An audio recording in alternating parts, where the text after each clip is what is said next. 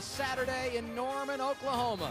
Oh, it's going to be a gorgeous day as the Sooners get ready to take the field and play host to Iowa State. The Cyclones coming into today's matchup at 1-8, OU 7-2 on the campaign. And here come the Sooners.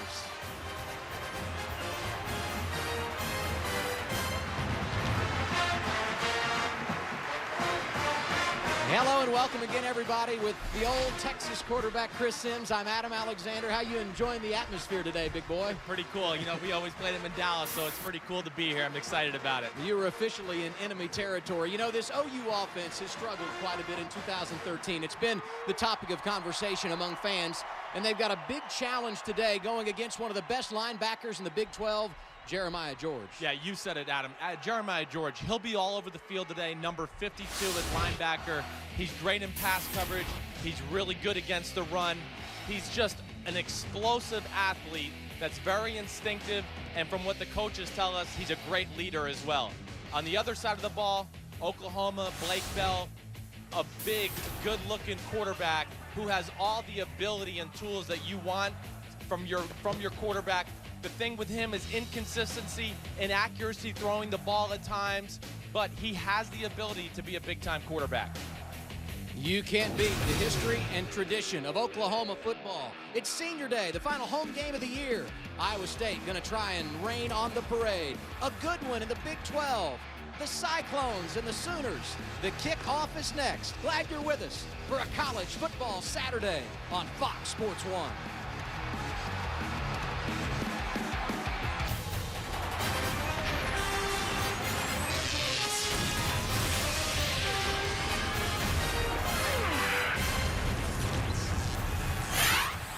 Oh, what a gorgeous day. The Gaylord family, Oklahoma Memorial Stadium. It's Fox College Football, presented by Kay Jewelers.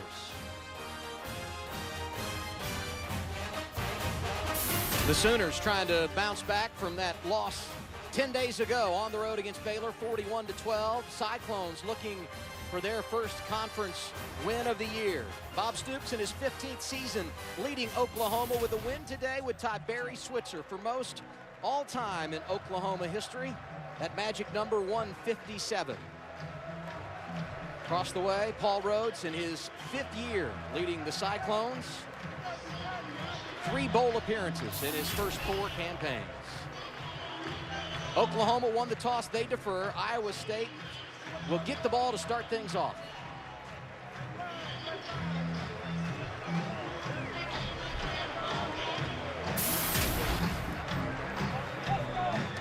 Nick Hodgson will put the foot into it to get us underway. And back deep for Iowa State, Albert Gary and Devondrick Neely. Neely last week opened up the second half against TCU with a 98-yard kickoff return that got the Cyclones going.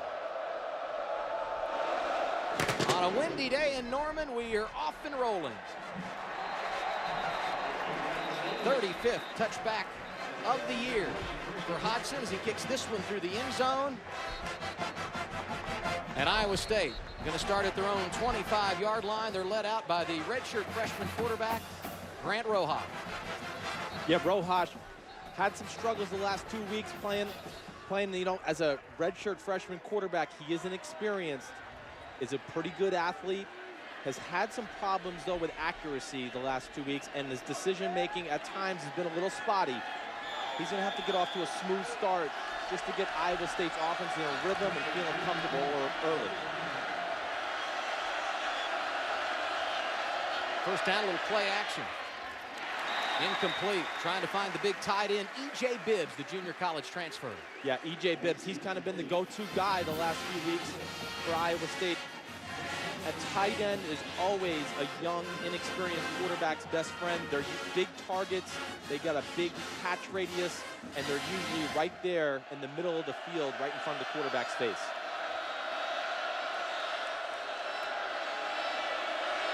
Motion man here is Johnson. They're running the ball right. Keeping it is Rojas. He's got the first down as he goes across the 40 and out to the 42-yard line. Actually getting the carry there. He handed it off and got it to Wimberly, who had plenty of room. Wimberly's the guy today that he's the most explosive guy on the Iowa State offense. He's going to have to have a good day running so the Iowa State team can control the clock a little bit. Good start for Wimberly, who is a junior college transfer. Second team All-American 1 year ago. Second big gainer of the day as he runs this one to midfield. And we get our first flag of the afternoon. Personal foul, shot block, offense, number 76, 15-yard penalty, first down. Dan Romeo, our referee today. Guilty party, Jamison Locke, the left guard, who's in for Daniel Burton to start today's game. But one of the things Iowa State has been faced with, and one of the troubles they've had early in the year, is being put behind the chains offensively. You get that first down, feel like you have some momentum. Now first and long, not the situation this team wants to be in offensively. Things were going well, running the ball well, penalties like this. An offense like Iowa State has not done well on first drives all year long. Not the situation you want to be in. Rojas will play action with Wimberly. Looking downfield, going to air one out, and he overshot his receiver. Justin Coleman couldn't grab it. Now we look at our impact players when Iowa State has the ball. Well, we talked about E.J. Bibbs, the tight end, number 11. Just a big, good-looking athlete. He can run routes real well, catches the ball well, and more impressively, he's a pretty good run blocker in the run game. For OU's defense, Eric Stryker, he plays defense end, he plays linebacker, the best pass rusher on this Oklahoma defense, and really one of the best athletes on this team. Second down and 20. Penalty flags again. Rojas looking left, incomplete. This is incomplete. There's a penalty going down.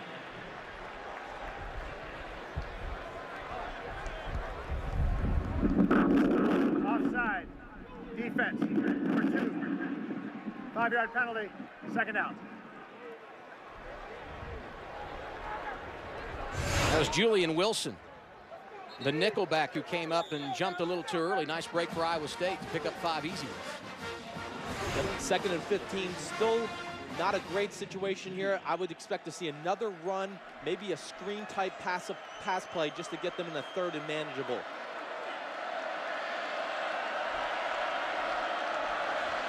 Rojas out of the shotgun. Going to throw and complete. Nice grab out at the 45-yard line. Justin Coleman, a pickup of 9, the 5'11", 188-pound redshirt senior out of Nebraska. Transferred from Nebraska Omaha after they dropped their football program. He's been a nice addition for Paul Rhodes in this offense.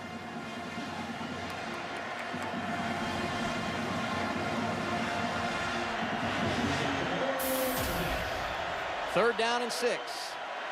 82,000 strong, and they'll make some noise here. Rojas to throw, feeling pressure, steps up and goes down. Jordan Wade among those who got back there and knocked him to the turf. Well, Rojas looks to his left here. There's really nothing open downfield, and OU gets good pressure. Number 93, Jordan Wade, really just pushes the pocket right back into the quarterback's face. Rojas has to move the pocket. He gets down and gets out of harm's way.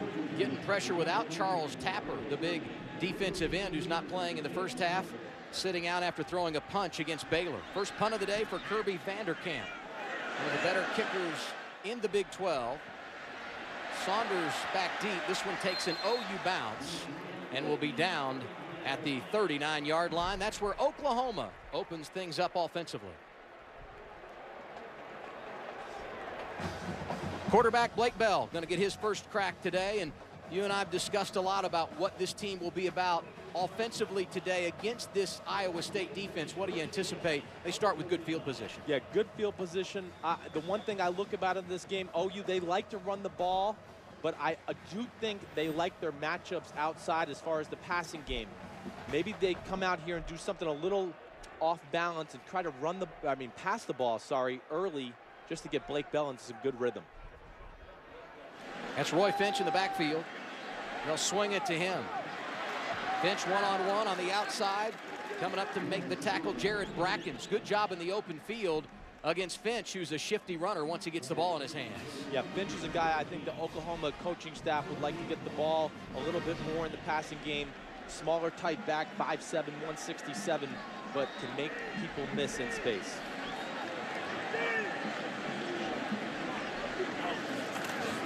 Second and 10. This time they run it with Finch. Little room over the right side. Takes it out across the 45 to the 46, where Brandon Jensen brought him down. I think we might see a lot of runs on the edge of the Iowa State defense today. If there's a matchup that I am kind of concerned for the Iowa State defense, it is their defensive ends. They are a little undersized. Number 48, Corey Morrissey, 249. 50, Willie Scott is 6'2", 250, 224. So they have their hands full with some big Oklahoma offensive tackles. That's Williams, the motion man, passing right, caught, first down, out of bounds. Jazz Reynolds has the grab down into Iowa State territory. Reynolds, a big target, just a simple out route here. Attack the corner, put the foot in the ground, come out, and a nice accurate throw by Blake Bell. Nigel Tribune over there covering him, the true freshman cornerback that really has come on, starting the last 5 games for Wally Burnham in this Iowa State defense. Oklahoma moving early, first down inside the 45-yard line.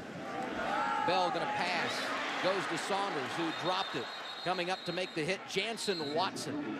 And now our impact players when the Sooners have the ball. Well, Jalen Saunders, you just saw him drop the ball. Had a little bit of a problem with that last week against Baylor, but he is the best receiver on this OU offense. Really good in space, good route runner, and can make some things happen. On defense, Rodney Coe, a junior college transfer, who the coaches say the lights have just come on for him as far as understanding the defense. Really talented and has played really well the last few weeks for the Iowa State defense. Bell going to tuck and run on second and 10. Might have gotten 2 yards. There is a flag on the play. Came from that area where you normally see holding. Our third penalty of the afternoon. Dan Romeo's been busy. Holding. Offense. Number 71. 10-yard penalty. Second down. Tyrus Thompson, the guilty party. You'll see Tyrus Thompson right here at left tackle. He's matched up against 48 Corey Morrissey. Morrissey makes a good move. That's a tough call for an offensive tackle right there. Tyrus Thompson, I wouldn't have called that if I was the ref. I think more there, he just physically dominated Morrissey, and maybe the ref just caught the end of that play there. Spotting the ball back at the 46-yard line in OU territory. Second and 20 for Bell. Going to put it up. Getting some pressure. Just throws this one away. Couldn't find his man over on the near sideline, LeColton Bester. These are not the situations that the Oklahoma offense is real good in. They are a run-first football team. They've had struggles all year long when they've had to depend on the pass, and certainly here, third and long is a passing situation. But I think you'll see something safe as a draw, screen-type play. 39% on the year for Oklahoma in third down situations. Bell had a man hanging on to him, throws it downfield, and this time it's incomplete. The Sooners are going to have to punt it away. Corey Morrissey, another one of those junior college transfers in there, putting on the pressure for Iowa State. Yeah, Morrissey showed up twice here early. They're going to have, like I said, though, these defensive ends for Iowa State in the run game, they're going to have their hands full being undersized, and as well as the pass game, trying to get the edge on some very good offensive tackles. 71 Tyrus Thompson, who we talked about on the hold, and the right tackle, 79 Darrell Williams, are both very good players. Jed Barnett punts it away from his own 35-yard line. It's Justin Coleman back deep for Iowa State, who lets this one bound into the end zone. Each team has had the ball once. Neither able to generate points. We're underway in Norman, Oklahoma. Iowa State and the Sooners scoreless.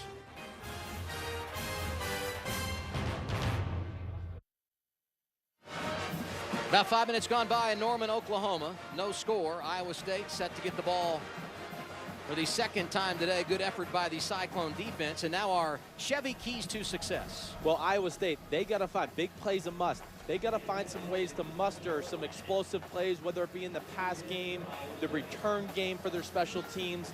but they've had troubles with that all year. And then Oklahoma, I really think they need to just pound the rock. They need to run the ball. I think they have a significant advantage with their offensive line versus the Iowa State defensive line.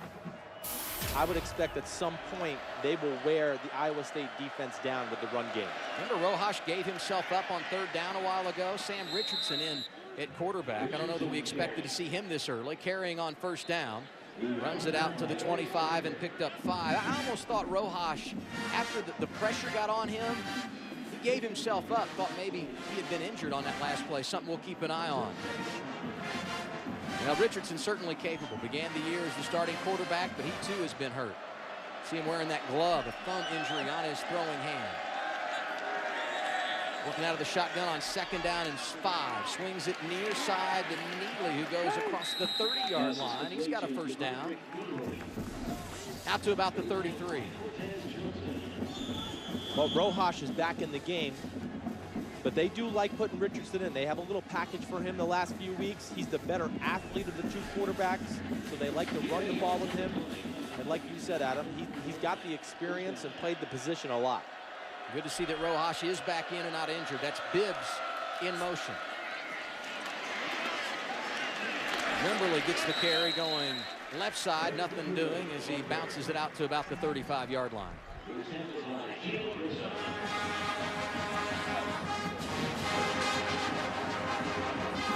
Iowa State looked good on their first drive. Only problem for them, they got the penalty that put them behind the chains, much like Oklahoma, a place they don't want to be, but so far so good. The Cyclones showing some positive signs. 2nd and 8. Rojas looking to throw. He does. Little or no gain on the play. Bibbs on the reception. Eric Stryker among those there to pull him down. Dominic Alexander, another one of those from his linebacking position that was in on the coverage. Trying to find easy ways to get Rojas going here. They find an easy completion to Bibbs, but hard to do those kind of things against this Oklahoma defense. They are so well coached, very rarely out of position. Mike Stoops back, 2nd season since he had left and taking over the head coaching job at Arizona, and you see his fingerprints all over this Oklahoma defense.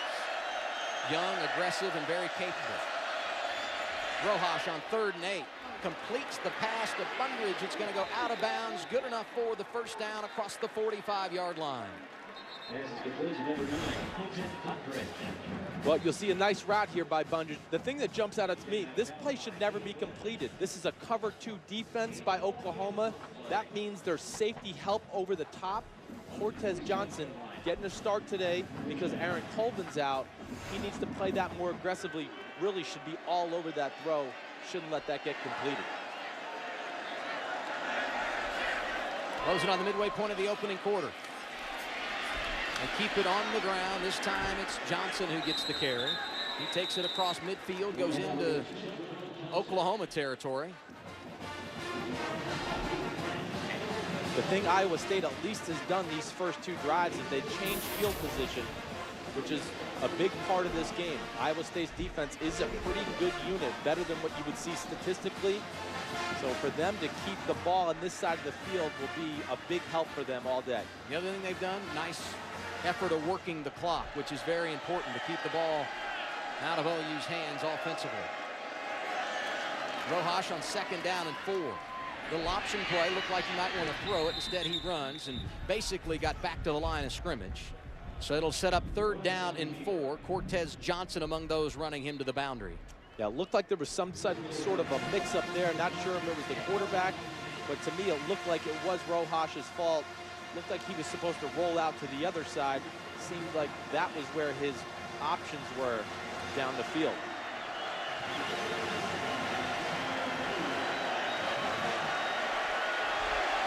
Oklahoma undefeated this season at home. One of the reasons why, the crowd, 82,000 making noise on 3rd down.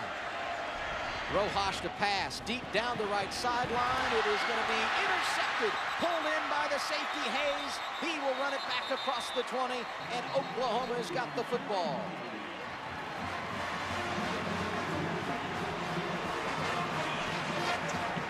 Well, I think that's the first time we saw the wind come into play here today. Bundridge, he will be out to the left of your screen. He runs a double move, kind of open. Rojas throws it. Wynn kind of holds it in the air. And you see Stevon Taylor makes the tip, and Quentin Hayes gets the pick. First turnover of the afternoon. OU's got the ball and the momentum when we return to Norman.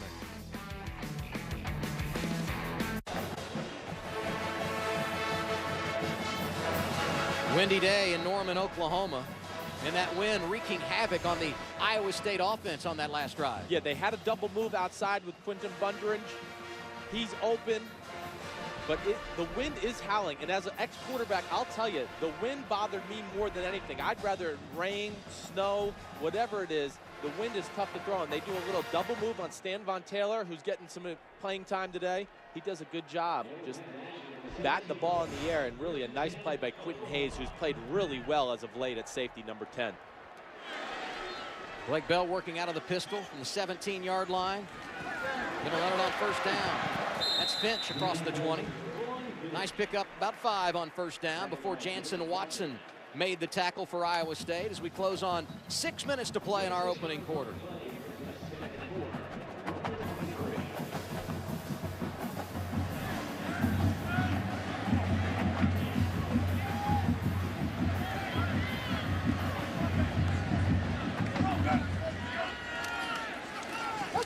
Bell keeps it on the ground. Finch a couple of tough yards as he slashed up the middle. Will set up a 3rd down and short for the Sooners. This Iowa State defense, statistically, I know we talked about it earlier, they're better than what people think. They're really statistically down more because of the struggles of the offense and the offense's inability to score points and stay on the field. When that happens, the Iowa State defense has had some games where they've been worn down physically. Williams, the motion man, running the option near side. Finch gets it, and he goes nowhere. Nice effort coming up to make the tackle, Corey Morrissey, and he got some help from Jacquez Washington, the free safety. The Sooners going to have to punt again. Yeah, Morrissey, you see him at defense end here, does a good job making the quarterback pitch it. But Jacquez Washington, a guy that I know you and I have both talked about all week, really effective in the run game, a big safety. Number 5, he's 6'1", 220. He will be a big part, he'll play a big part today in stopping the OU run game. Second punt of the day for Jed Barnett. This one comes from his own 15. And with the 8 of the win, this will be a long one. Coleman takes it in, out across the 20, gives up ground, running left. Had a small seam and ends up with a return of about 6 yards. Now, Iowa State turned it over the last time they had it offensively, but the defense responds. The Cyclones on the field when we return.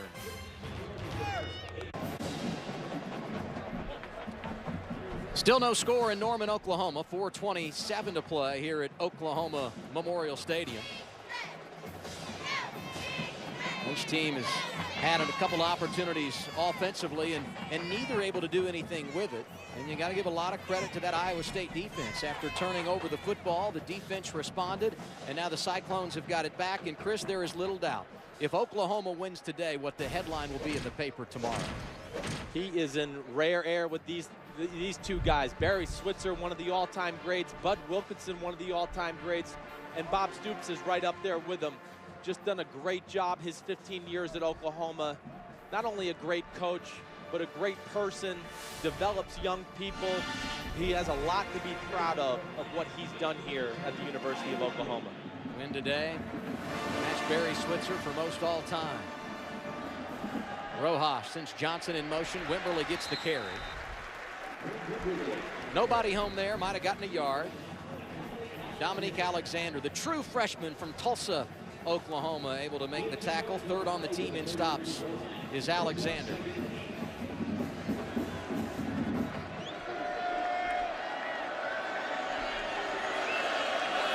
Rojas to throw on 2nd down. Swings to Wimberly. Always dangerous when he's got the ball. Near a 1st down as he falls at the 40-yard line. A yard shy. Gino Grissom tripped him up, or he might have gotten a lot more. Yeah, nice little screen play here. Good call by offensive coordinator Courtney Messingham.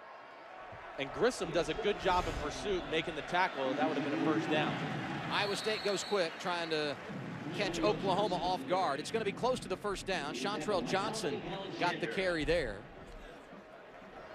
Again, it was Alexander in the neighborhood making the stop. They say it is good for a first down, and Iowa State, who's had a bad theme of going 3 and out on early possessions, they're yet to score this year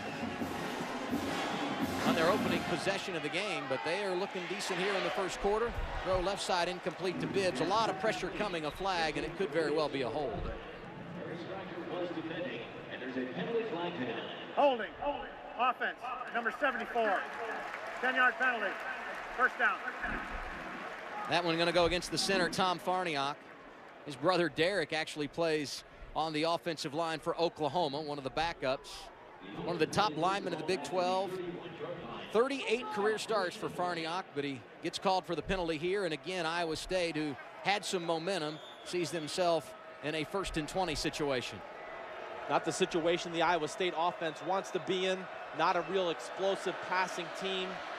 These are kind of the ongoing themes for the Iowa State offense all year long. Rojas to throw it. Alexander bringing pressure on a blitz, and it's incomplete left side trying to find Johnson. This Oklahoma defense will mix it up.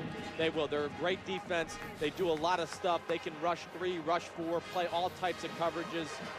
You know, you talked about it earlier, defensive coordinator Mike Stoops. He's all over it every week, and of course he has his brother, head coach Bob Stoops. That's 2 good defensive minds together. And it's the reason why they've been so successful here since Bob Stoops took over. 2nd down and 20. Rojas working out of the shotgun. Wimberly and Jeff Woody back there with him in the running back positions. Nice catch over the middle. This one hauled in at the 35-yard line. Well short of the first down. Pickup of 5 for E.J. Bibbs.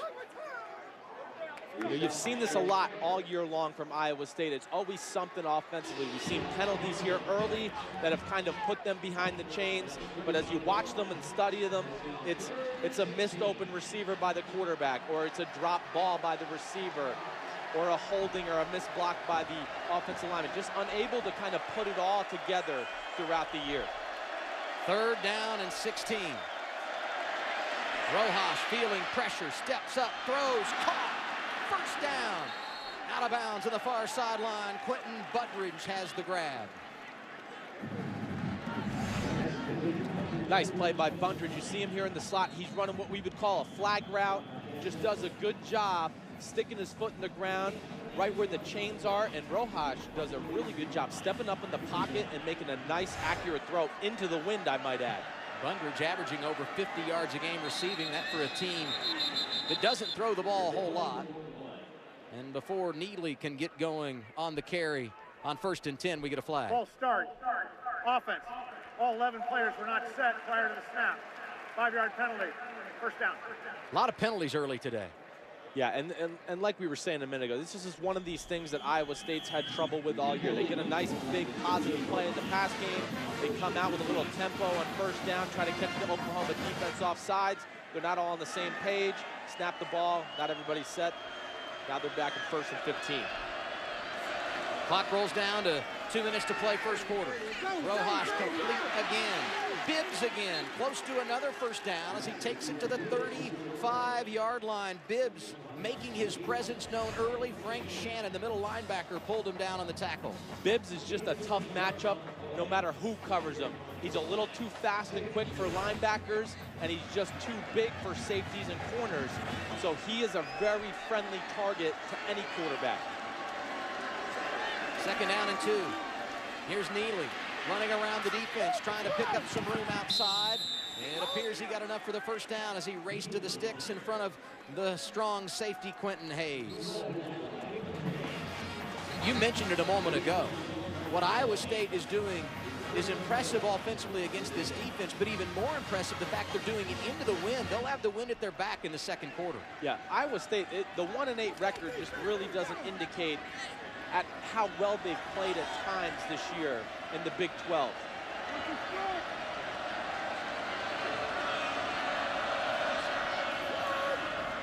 Quick pass left. Coleman's got it. Inside the 25-yard line. Zach Sanchez pushed him out of bounds, but not before he picked up 7. Just a simple little screen, wide receiver screen, a bubble screen, what you would call it. Justin Coleman, who's got very dependable hands, and runs a little bit better than I think people expect when he gets out here on the field. Does a good job turning it upfield. And a nice accurate throw there by Rojas, letting the receiver down the field so he can make a run after the catch. Third play, we've seen Sam Richardson in at quarterback. We know he can run the football. Second on the team in rushing here. He hands it off. And another first down. Aaron Wimberly gets the carry. Falls down close to the 20-yard line. People shouldn't be surprised Iowa State hanging in here right now. I know they're 1-8, but they've lost 5 games that were one-score games. You know, other than the Oklahoma State game, the Kansas State game, the Baylor game, those 3 games, they got a little overpowered and really just didn't have the manpower to compete with those guys. But everybody else, they've played well.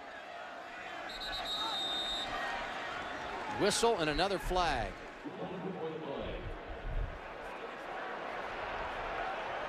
One of the coaches, and I couldn't tell from the box here if it was Paul Rhodes. It was. He was irate on the far sideline. You see him here. Might have been a substitution infraction because there was a lot of in and out for Iowa State prior to the flag, and Coach Rhodes may get his wish. They've discussed it among the officials. There is no foul on the play for illegal substitution. Number 28 came in and did not get into formation. Well, he threw a fit and got his wish. That's what you like out of a head coach. He points it out to the officials get together and make the right call. Rojas was back in at quarterback. He stays in here. Gonna pass, dumps it left flat. That's Neely, who has positive yardage again inside the 15. Pushed out of bounds on the far side. Looked like Eric Stryker might have even gotten a hand on that ball when he threw it. I think you're right. The ball got tipped, but nonetheless, it got to the running back, Neely. I like what Iowa State's doing here. A lot of stuff into the flat, short passing game, letting the receivers run, and an occasional down the field throw. You saw their numbers in the red zone this year. Pretty good for the Cyclones once they go inside the 20. That's where they will be as we flip the field.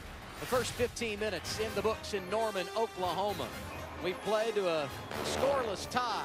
Good to have you with us on a college football Saturday in Big 12 country. Second quarter action when we return on Fox Sports 1.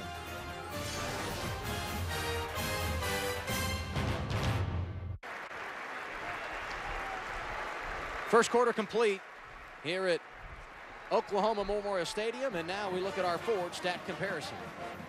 As you can see right there, Iowa State kind of having their way, doing a good job of mixing pass and run.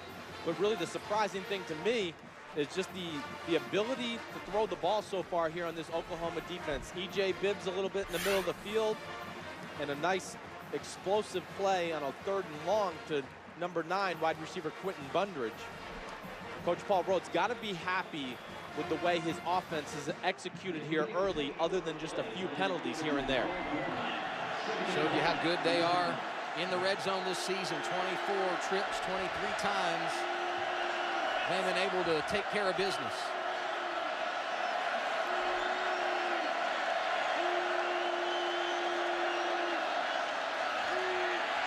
They're going to throw it. Incomplete. Richardson looking into the end zone to Bibbs, and he couldn't find him on 2nd down and 1. Yeah, good formation use right there by Iowa State. They got single coverage with their guy that they want, E.J. Bibbs, number 11. He's one-on-one with a smaller corner there. Just Rojas didn't quite make the accurate throw. Actually, Richardson back in there at quarterback, and that's where they will stay on 3rd down and 1. Ball spotted inside the Oklahoma 15-yard line. Bundridge, the motion man. That's Wimberly behind Richardson. He gets the carry going right. Got an angle to the corner. Sheds a tackle and goes inside the 5-yard line, setting the Cyclones up 1st down and goal at the Oklahoma 4. Yeah, Wimberly shows you his speed right here. We talked about it earlier, the most explosive guy on this Iowa State offense. He is certainly capable of getting the edge. The one thing I want to talk about is, you know, Richardson coming back in the game. You ask him to throw the ball. I didn't even realize he was in there on that 1st down, or the 2nd down, the corner throw to E.J. Bibbs. But very hard to come off the bench and come in and throw the ball accurately when you've been sitting over there for a few minutes. He stays in for the 1st down and goal. And he has to call a timeout.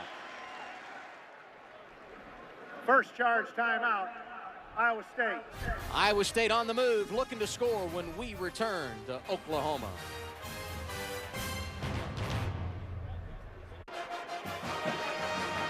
Just underway in the second quarter. Iowa State burns their first time out of the half. Pretty good place to use one, because these are big plays for the Iowa State offense. First down and goal inside the Oklahoma 5. And you and I just talking during the break, Chris, getting 6 here a must for the Cyclones. Huge for the Cyclones. A 1-8 team, build some confidence, put some pressure on OU. Don't want to settle for 3 when you get down here in these type of situations. 6 points will go a long way for the Iowa State Cyclones, especially with their defense and the way it plays. Richardson stays in at quarterback. That's Johnson behind him. Little option. Richardson going to the corner. Touchdown. He kept the ball and fooled everybody. An easy walk in from 4 yards out. Second straight week, Richardson has a rushing touchdown, and both of them coming off the bench. How poised is Richardson from the sidelines? First thing, smart timeout by Paul Rhodes. Great play call by Courtney Messingham. They thought they might have some advantages with the quarterback running on the edge today. But great job by Richardson. He shows you some of his athletic ability. Cole Netton adds the extra point. Iowa State on top 7-0. A 4-yard run, a 14-play drive. Sam Richardson with the capper to the corner. Great play fake. And Paul Rhodes, the coach, feeling good about the Cyclones on the road. Iowa State on top of Oklahoma, 7-0 with 14:18 to play here in our first half. The drive, 14 plays, 69 yards. And Richardson able to finish it off. 5:09 is the time covered. Second straight week Richardson's gotten in the end zone. 14-play drive. Really the impressive thing about that right there. Wearing down the OU defense. Things are looking good for Iowa State right now. We thought that this could be a letdown game for Oklahoma. I know you and I talked about it during the week, Adam, coming off a tough loss to Baylor, and they got Kansas State, Oklahoma State in front of them the next 2 weeks. Maybe they've overlooked this Iowa State team and are sleepwalking a little bit here early.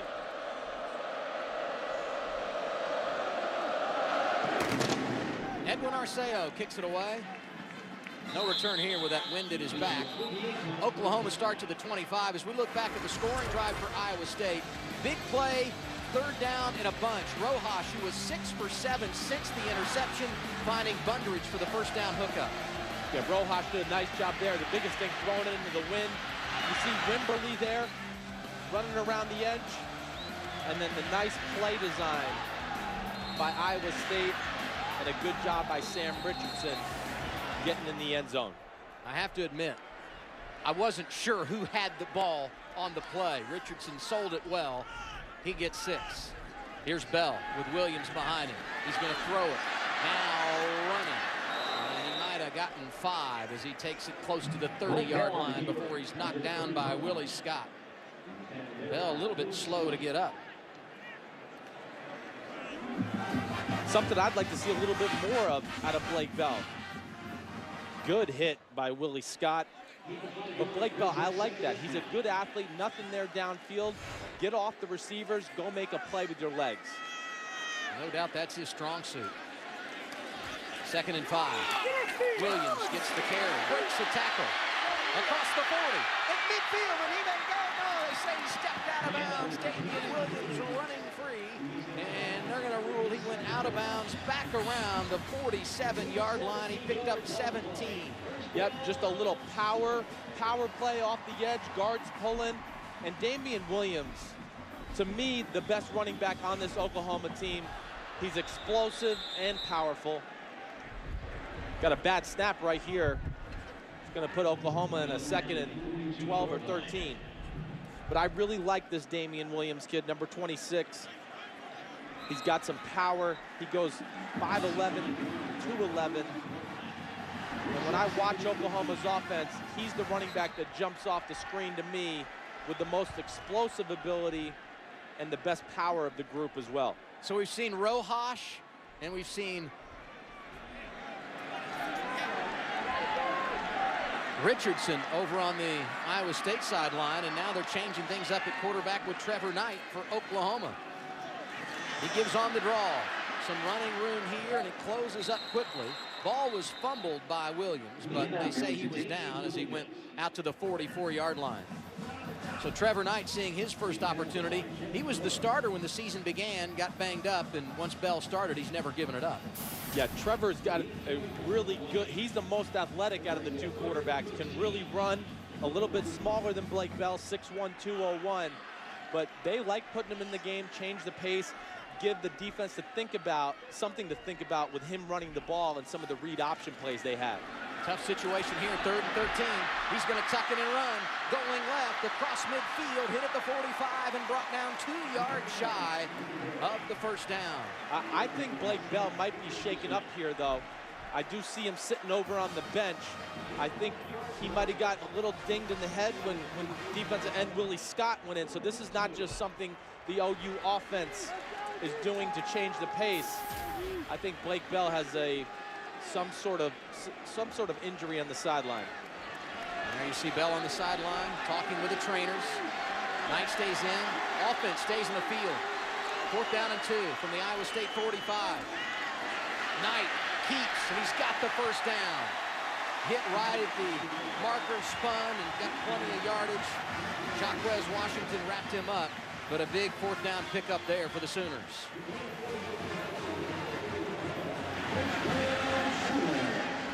Quick pass near side. Little shake move by Saunders, going nowhere. He lost yardage on the wide receiver screen.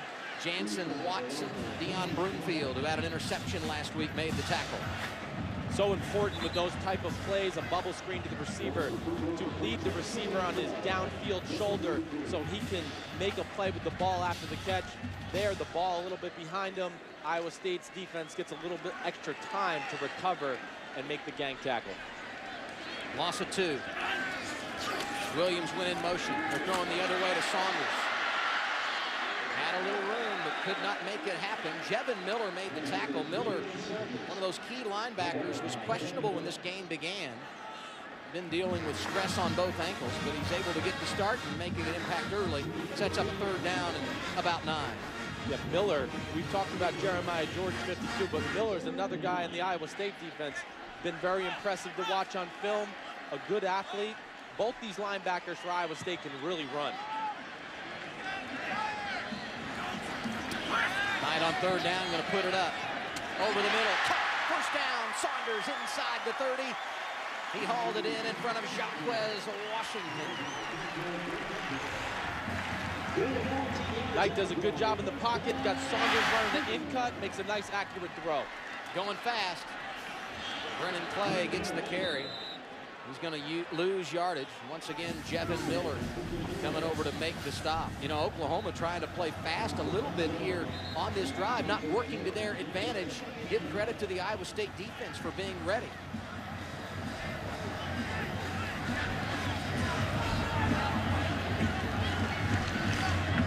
Second down, officially they'll call it 11. Full house backfield for Knight. With play action. Looking left, got a man. Bester inside the 10. Oklahoma, first down and goal.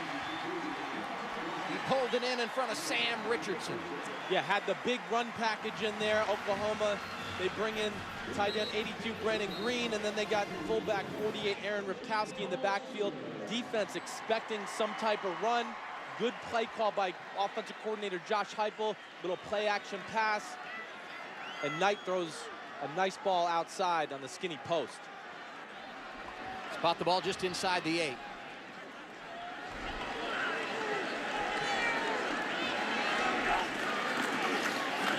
Knight fakes the play, keeps running left. Knight has gotten a yard. Sam Richardson with a tackle there.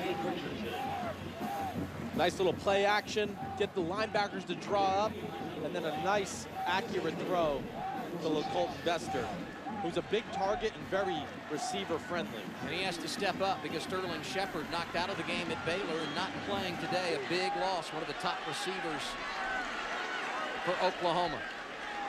Second down and goal.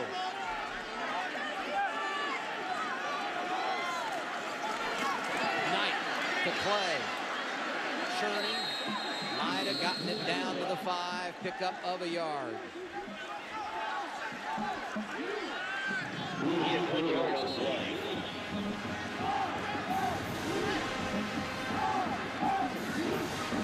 Closing on the midway point of the second quarter. Oklahoma's got the ball for only the 3rd time today, trailing 7-0 to Iowa State. Big 3rd down and goal here.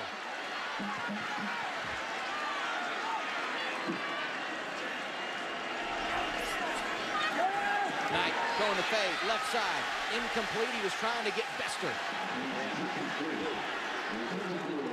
Richardson would have no part of it. Good coverage. Just a simple fade route, trying to give their big receiver, Bester, who's 6'3", a chance to go up and make a play. Tough because it's into the wind, and Richardson does a really good job of staying on top of Bester and keeping his eyes on the quarterback. Good stand by Iowa State's defense. That was big for them to hold Oklahoma to 3. 22-yard field goal try for Michael Honeycutt. 17 of 20 on the year. Make it 18 of 21. He knocks it through. And Oklahoma gets on the board. But the Iowa State defense with a nice effort keeps them out of the end zone. And the Cyclones have the ball when we return. Tomorrow at 3 o'clock. Fox College Saturday presented by Kay Jewelers continues. We got some good ones today. 12th ranked Oklahoma State taking on 24th ranked Texas, a huge one of the Big 12. That's on Fox. Then in the Pac-12, Utah takes on 6th ranked Oregon. That's right here on Fox Sports 1. Then the nightcap, Texas Tech and 5th ranked Baylor. Bears trying to stay undefeated on Fox. You see the Big 12 standings. Texas, Baylor, and Oklahoma State all controlling their own destiny. If they win out, they win the Big 12. But the schedule is perfect. Huge matchups down the stretch in this league. It is. It's really awesome to see Big 12, all the big boys playing here, playing each other here at the end, especially with a conference that doesn't have a championship game. At least all the on-the-field play, we're going to get to see it firsthand and let it figure it out the old-fashioned way. Squib kick into the wind. Going to be gathered in by Neely back inside his own 10-yard line. He returned one 98 yards last week, and this time he runs it out across the 25 and near the 30. That's where the Cyclones will have it, leading 7-3 in Norman, Oklahoma. Coming up on the Pizza Hut halftime show, plenty of sights from around the Big 12 here in Week 12. The Buckeyes jump out early as they go for 22 straight wins, and action from Indiana and number 22 Wisconsin. If you can actually see the highlights, you'll understand at the break.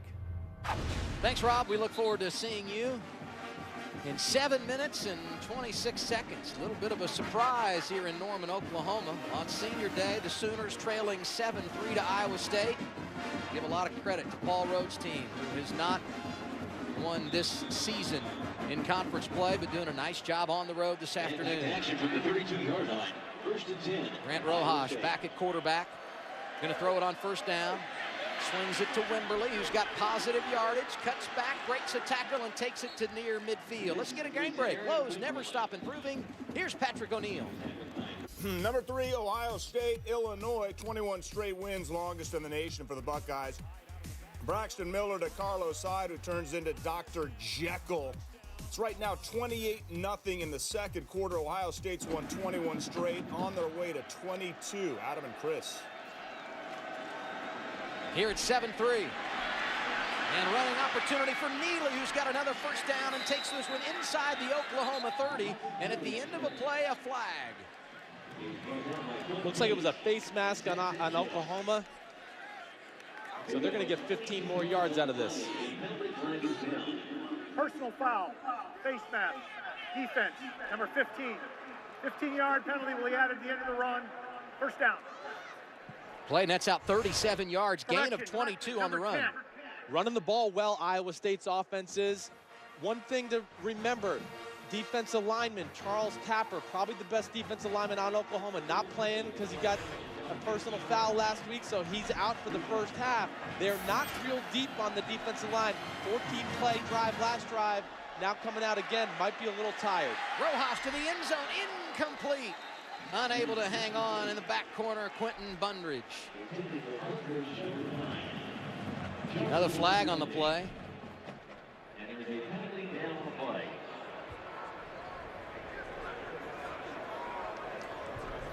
Ineligible men downfield. Number 11 was covered up by an outside receiver. 5-yard penalty, first down. Those are the mistakes that will drive a coach crazy. I'm sure they've lined up in that formation 500 times this year. No communication between the tight end and the receiver, who's on the line of scrimmage, who's off. And now it's 1st and 15. I've never seen any mistake that didn't drive a coach crazy, just for the record. That's a good point. 1st and 15 from the 20. Rojas looking to throw again. Overshoots his man down around the 10-yard line. Trying to find Dondre Daly.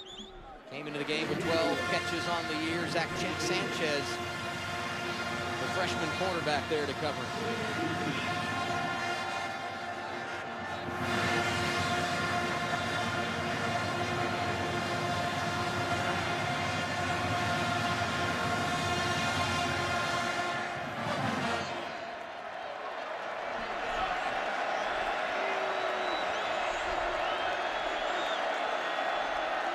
Bibbs in motion. Running it near side. Room. Down inside the 15 to about the 11 for Chantrell Johnson. Again, I like the play design. They bring in the big fullback, Jeff Woody, to lead up in the hole. Bibbs at tight end gets a nice block downfield. And Iowa State's run game continuing to impress me as I sit here and watch. You mentioned Woody, number 32. Fifth-year senior, do anything he can to help this team win. He's in the game on 3rd and 6. Little play action. Speaking of Woody, they got him in the flat and he couldn't hang on. He fell forward and may have had the first down, but that one thrown a little bit behind him. And a kicking situation for Iowa State. This time in the red zone, they're only going to get a field goal try, not going to get 6 points. Oklahoma brings the corner blitz here, and I think corner 15, Zach Sanchez, gets a hand on the ball, tips it, makes the throw inaccurate, but nonetheless a good drive by the Iowa State offense, answering after the long Oklahoma drive. Cole Netton, 7 of 10 this year. This one a 29-yard attempt from the left hash, right down the boulevard. Iowa State unable to get in the end zone, but they get points, stretching their lead to 10-3 over Oklahoma. Back to Norman after a break.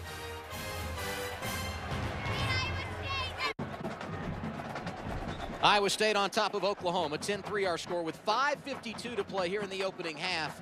The Sooners about to get the ball back, only their 4th offensive possession of the day, and that's tough for a team that's been struggling and is without their starting quarterback, Blake Bell, who took a big hit earlier from Willie Scott. Yeah, I think that was the hit right there. I think it's something, I'm not sure what it is, but if I had to guess, I would say his head got dinged up a little bit there. Might have got his bell rung. Nice, use some words there. No pun intended. No right? pun intended. Trevor Knight did come on in relief on that last drive. Bell stayed in the game for one more play. Then Knight came in, picked up a couple of 3rd downs, and led Oklahoma to a field goal. Arceo kicks it deep. Wind behind him. But Finch going to bring it from the goal line. This kid's got speed. He's got room left side. There's a flag down, but Finch has the corner. Finch near midfield, but once again, a flag has been thrown back inside the Oklahoma 20-yard line. During the return, holding, return team, number 45, 10-yard penalty, first down. What'd you say about coaches and not liking mistakes earlier? Well, especially when they're self-inflicted mistakes, I should say. But Iowa State, let's talk about them right now, what they've done, just how their game plan is complementing itself. Defense is kind of playing a bend, don't break style of defense. They don't let a lot of big plays. They got good corners on the edge. that keep the receivers in front of them, and they've done a pretty good job for the most part in the run game. And Iowa State's offense to this point had a lot of success running the ball, and they've done a good job of finding easy, manageable completions for both quarterbacks, Grant Rojas and Sam Richardson. Keep in mind here, pretty strong wind blowing toward the north. Oklahoma going right into it. The Iowa State defense has been great today. Here's Knight giving to Williams. Picks up about 5 on first down. Corey Morrissey making the stop for the Cyclones.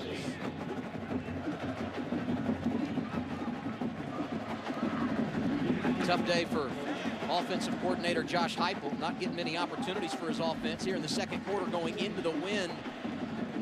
Ought to be pretty gutsy to throw the ball very far down the field.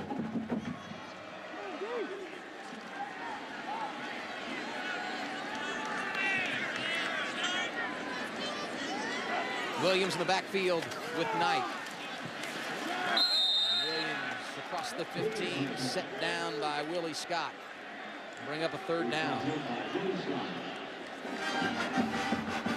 The one thing quarterback Trevor Knight's going to bring is he does bring the run element a little bit more. Iowa State's defense is prepared for Blake Bell all week. With Trevor Knight, the offense is a little bit different, a little bit more spread out. And you see what everybody calls the spread option a little bit more when Trevor Knight is in that quarterback. Sooners 2 of 6 on third down today. Need a couple of yards here. Gonna run it with Williams, and he's got more than enough as he crosses the 20 and falls down to the 22-yard line. That's where Jaquez Washington, second leading tackler in the Big 12, made the stop.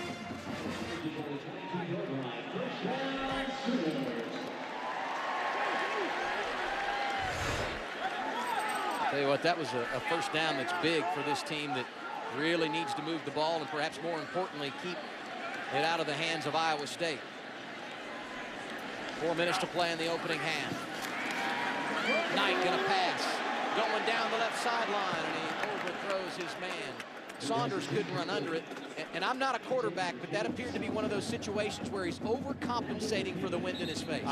You're exactly right, Adam. Like I was saying earlier, it is really tough to throw in the wind as a quarterback. I was always more of a fan if it was raining or snowing. I felt like it could handle that, but the wind, it's just hard to judge at times how much you got to put on it, how much you got to take off of it. Saw Blake Bell on the sideline. Tough for him. All they can do is watch. Here we go. Little reverse. Coming near side. Saunders pinned up. Gonna run the other way. Just not going the way he wants. A huge loss. Corey Morrissey among the Cyclones who stayed home and eventually made the stop. Iowa State's defense, really a well-coached unit. Very disciplined. Willie Scott does a good job of staying patient on the backside, not letting the reverse get outside of him, forces it back inside to where there's more help and more Iowa State defenders. Now third down and 19 from your own 13-yard line. Tough spot for Trevor Knight. Looking left, he's going to take off and run. Penalty flag comes in. They'll be well short of the first down. Likely a hold on the play. We'll wait and see if it is. You decline and make them punt it away. Holding. Offense. Number 74. Penalty is declined. Fourth down. You know, the weight of the world about to go on the shoulders of Jed Barnett, who is going to have to punt this one from back around his own goal line into the wind. And the biggest thing I look at, Iowa State's had 2 long drives in a row. Oklahoma's defense might be a little worn down. It's a quick turnaround for them to get back here on the field. So a timeout is called here with 3:01 to play in the first half. Coming up next, over on Fox, 12th ranked Oklahoma State on the road to get 24th ranked Texas. You know, the Texas success, they're unbeaten in Big 12 play, really began in Ames, Iowa. Won a tight game there. Many believe they shouldn't have. And here they are on the road with an opportunity to take another step toward the Big 12 title. Have really built on that momentum. against Iowa State, then went to Dallas and beat this Oklahoma team, which was an impressive victory, but they've been rolling ever since. And their run game is what really has jumped out at me. Case McCoy's done a good job, but the Texas run game has made them a very tough team to defend. Coleman calls for the fair catch. And he pulls it in at the Cyclone 42-yard line. So the defense does their job. Wind working to your advantage. And now the offense with the football, 10-3 lead, 2:53 to play here in our first half. What are you doing here on the offensive side of the ball? How aggressive do you want to be? I would not be real aggressive. Continue to just stay what they've been doing, Iowa State. Run the ball, high percentage completions in the pass game. Don't make anything too complicated. Don't get too aggressive. Rojas hands it off to Wimberly. He might have gotten a yard before Dominique Alexander, the two freshmen, brought him down. Your defense has been playing well if you're Iowa State. You've got good field position right now. You're up by 7 with 2.5 minutes to go. Play smart. At the very worst, you don't want Oklahoma to get a chance to maybe get some points on the board here before the first half ends, especially when they get the ball to start the second half. That was Gary that went in motion, trying to set up the wide receiver screen. Bundridge on the edge makes the catch, but he's going to go not too far. Cortez Johnson, who got the start today in place of the injured Aaron Colvin, made the tackle for Oklahoma. The redshirt sophomore stepping up and doing a nice job. 3rd down and 7. In an enviable position for this Iowa State offense. No, but if you watch Iowa State the last few weeks, the guy to watch here is tight end number 11, E.J. Bibbs. You'll see him right here in the slot, but he has been the go-to guy in these situations. In motion to the far side, that's the way they run it with Wimberly, who will go nowhere. Dominique Alexander goes over and makes the stop out of bounds, shy of midfield. And now a timeout has been called. Oklahoma wants to stop the clock so they can get the ball back and have a chance offensively with 1:29 to play. So if you're just joining us, it's Iowa State on top of Oklahoma 10-3. Huge 3rd down conversion late in the first quarter. Rojas, who had already thrown an interception, gets it to Bundridge on a 3rd and 12. Then they go to their right-hander out of the bullpen. Sam Richardson in at quarterback on the play fake, scores. Paul Rhodes very happy about that. Blake Bell knocked out on the ensuing drive. Since that time, it's been Trevor Knight's offense to run for Oklahoma, who did get 3 points, but Iowa State answered with 3 of their own, and that's how we arrive at our 10-3 score with 1:29 to play, and the Sooners going to get one more crack offensively. The Bundridge completion on 3rd and long is the play that jumps out to me. That kind of gave this Iowa State confidence and momentum. And from that point on, they've been playing really well. Vanderkamp kicks this one down to Saunders, who's going to try and return it from the 10-yard line. He slips a tackle and he's free. Running near side. Saunders across the 40. He might go. Jalen Saunders bringing life to Oklahoma on senior day. Give him 6. A 90-yard return.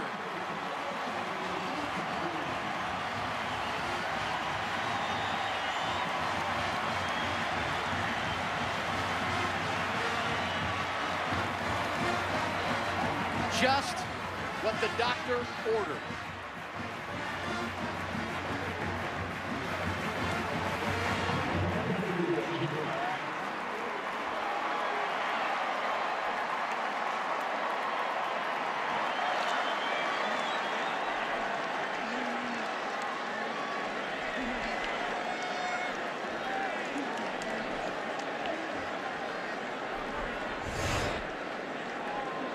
When he caught that, I'm thinking, why not fair catch in that area of the field or let it go? It was a risky play by Saunders, but he knows better than anybody. He's got the confidence and the ability. Just an absolute phenomenal play for Jalen Saunders and this Oklahoma team, hoping they can get some momentum and some energy back in this crowd and back in their team. And if you're Iowa State, You just got to be heartbroken right there with that turn of event. Watch right here, Chris. They're looking at this. Yeah, the right foot was close as I watched it in real time. Either way, they're going to have great field position.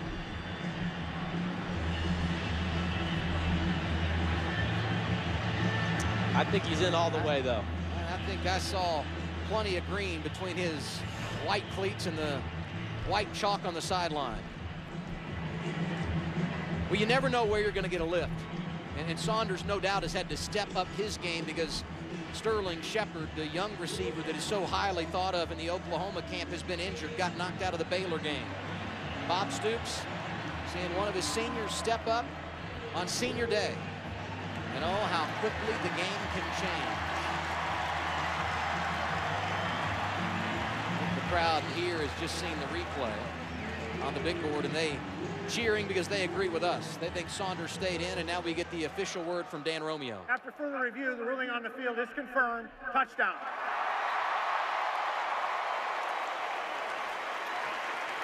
The 82,000 haven't had much to cheer about this afternoon. Finally, a big break for the Sooners. Well, that's why there's 3 phases of the game. This is why Bob Stoops has won so many games at Oklahoma. He's good offensively. He's a great defensive mind. And special teams have always been a strength for Oklahoma under Bob Stoops. Honeycutt, who hit a field goal earlier, trying to hit his first extra point of the day and tie it up, and he does. 1:09 to play first half. All knotted at 10 apiece. A game of inches. Sean Saunders able to keep it in bounds. The one thing I was so impressed with being out of practice on Thursday. I mean, Bob Stoops, 15th year at Oklahoma, just the success, 3 national championship games, won one of them. But he has got his hands in everything. He's watching the offense, he's coaching the defense, and he was all over special teams and the detail of that, which is usually Thursday's a big special teams day for any college football team or pro football team. But Chris, how about the decision to call timeout? Your defense gets a stop right around midfield. You know you're not going to have field position. You're going into the wind, only a minute and a half to go. Backup quarterback. It would be easy to say, let's wait for the second half because the Sooners will get the ball in the second half. He didn't, and now you see why. It's not a game for the faint of heart. That's why he is who he is. He makes tough decisions, and he has a lot of guts to make some really 4th and 1 calls last week against Baylor. And, of course, the timeout and having the confidence in his offense and just trying to give them a chance to maybe get a field goal or points on the board. And Jalen Saunders has the big return, and now we're at 10-10, and it feels like the whole game has changed. And I don't want to put a scare into the Sooner faithful, but they've got it teed up and ready to kick it off. And last week, Devondrick Neely did take one back 98 yards for Iowa State.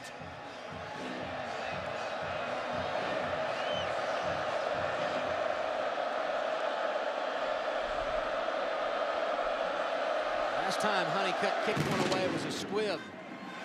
This time, out of a hole, he sends it to Neely, who grabs it inside the 10-yard line. Great coverage as he's buried at the 21. I'm guessing with 1:04 to play and 1 timeout, you do go pretty conservative here if you're Iowa State. Yeah, I think a lot was dependent on what just happened there with the kick return. Nothing special. You got the ball at the 20. You got to be very careful here if you're Iowa State. I would expect you to run, screen. Oklahoma does have 2 timeouts. Make them burn them, and then hopefully you can run some clock down.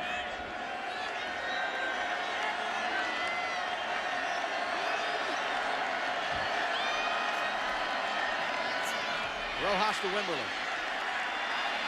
Kid's powerful. Looked like he was stopped at the line of scrimmage. Spins ahead for 5 yards.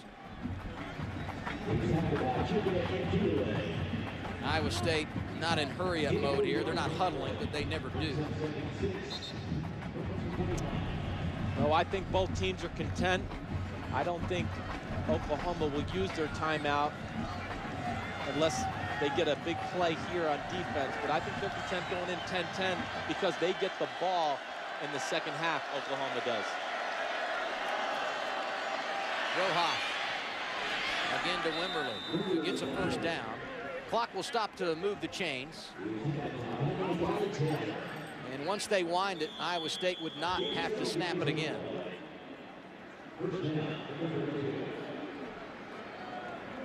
And it appears they will go to the locker room happy with a 10-10 tie on the road in Norman, Oklahoma. Well, Bob Stoops, 8-0 against the Cyclones in his career. But today, it's a tight one, 10-10 at the break. And now we go to Rob Stone in Los Angeles. It's the Pizza Hut halftime report. All right, gentlemen.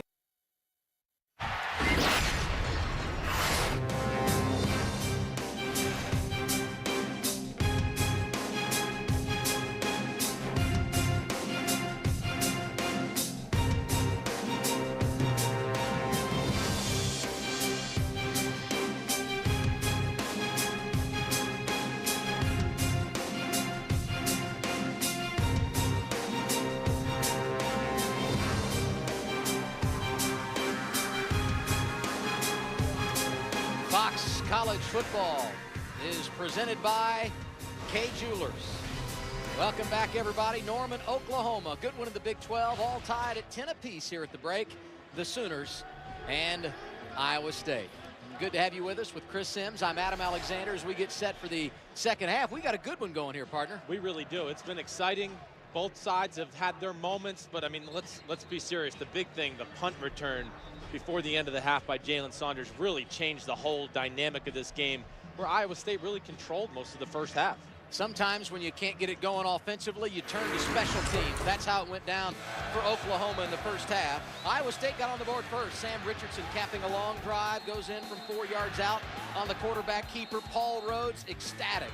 On the other side at quarterback, Blake Bell goes out of the game after this big hit. Trevor Knight would come on in relief. It was 10-3 with like a minute and a half to go in the first half. That's when Jalen Saunders got loose, taking this one back 91 yards. Second punt return for touchdown in his Oklahoma career. He took one back 81 last year against Oklahoma State. And with that, we are all tied at the break, 10-10. Here are our Kay Jewelers halftime stats. The rush yards in favor of Iowa State. 88 on the ground for them. And how about the passing? 103 for the Cyclones, only 44 for OU. Some of that having to do with the fact that Iowa State really maximized their opportunities with the wind in that first half of play. Oklahoma divert to start the game. They will get it to begin second half action, and this one goes through the end zone. Trevor Knight and company going to start their first drive of the second 30 minutes at the 25-yard line.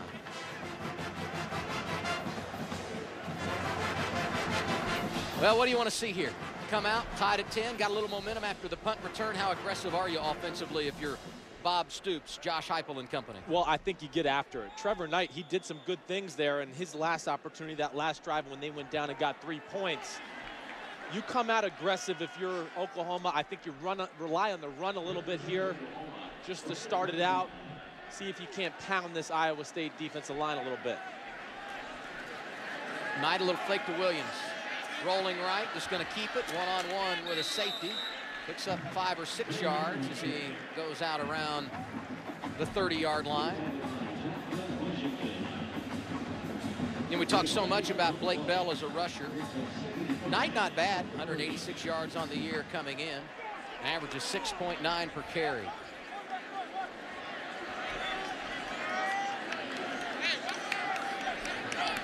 Little pressure coming here, and it leaves a hole wide open for Williams, who's running free across midfield.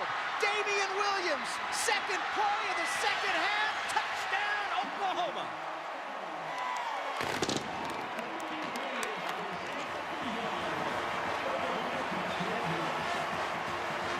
"69 yards and big plays becoming a theme for the Sooners." Huge hole up the middle. And Damian Williams shows you his speed. I thought they might rely on the run game here early just to set the tempo again and regain the physicality of the game. Nice play call. That was your read option. Trevor Knight made the nice read, gave it the ball to Damian Williams. And now it's 17-10. Michael Honeycutt stays perfect on the day. He's got a field goal, now a pair of extra points.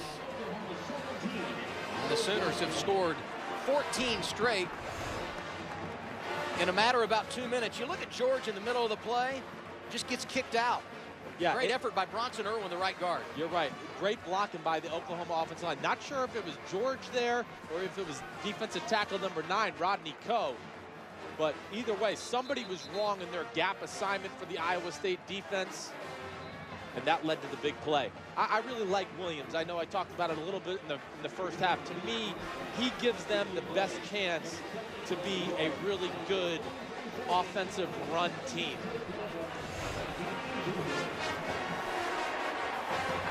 For Damian Williams, his 6th rushing touchdown of the year. Over 1,300 career yards for the senior from California. Does this change the way you played off your Iowa State, trailing for the first time today? No, I really don't think it should. You continue to stay with that game plan that you had in the first half. Stay patient with your run game. Mix in the pass a little bit, but don't panic if you're Iowa State. It's still a one-score game. Just try to put something together here to get momentum and some energy back on your side. Nick Hodgson, normally the kickoff man for Oklahoma, but today with this win, we've been seeing Michael Honeycutt a lot. And this is the 3rd time he's had to tee the ball up because the wind keeps blowing it off the tee. He's finally got it set. Paul Rhodes and company going to have to come from behind in the second half, trailing at 17-10.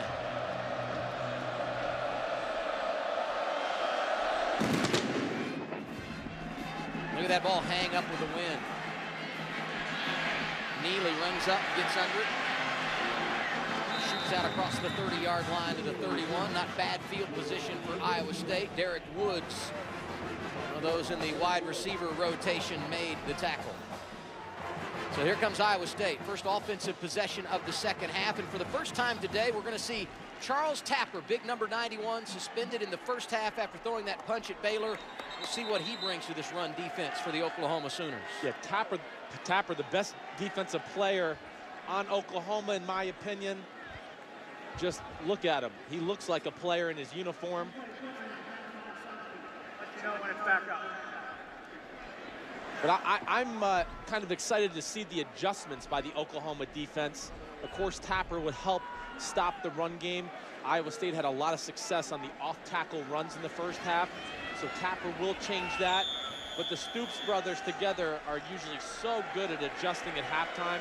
I'm interested to see what they've done in the locker room. Rojas gets the call to start the second half.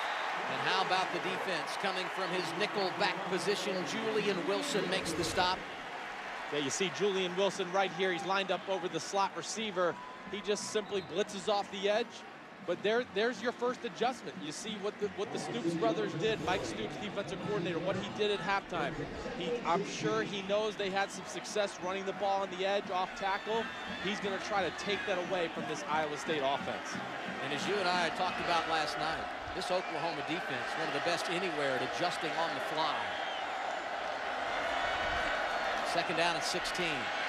Loss of 6. Rojas throws incomplete. Bundridge can't hang on. And right away, a third and way too many for the Cyclone offense.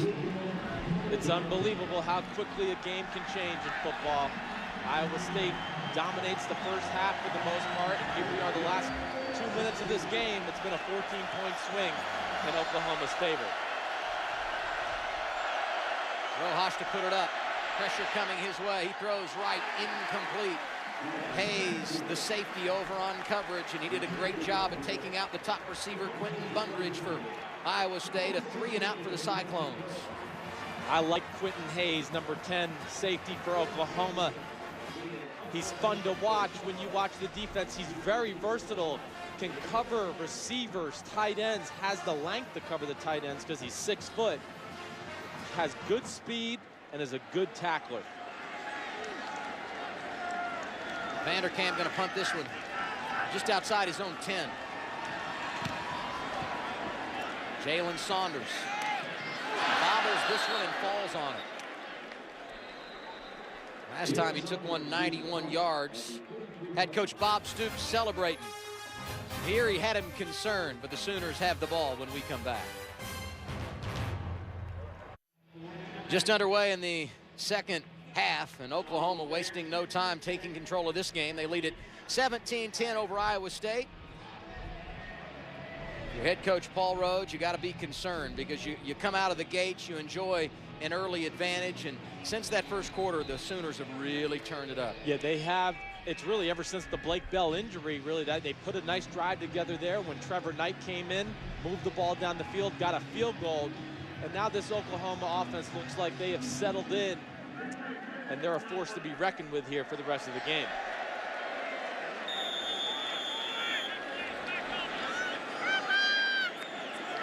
Roy Finch going to get his turn at running back. He sets up behind Knight. Ball spotted just across the 30.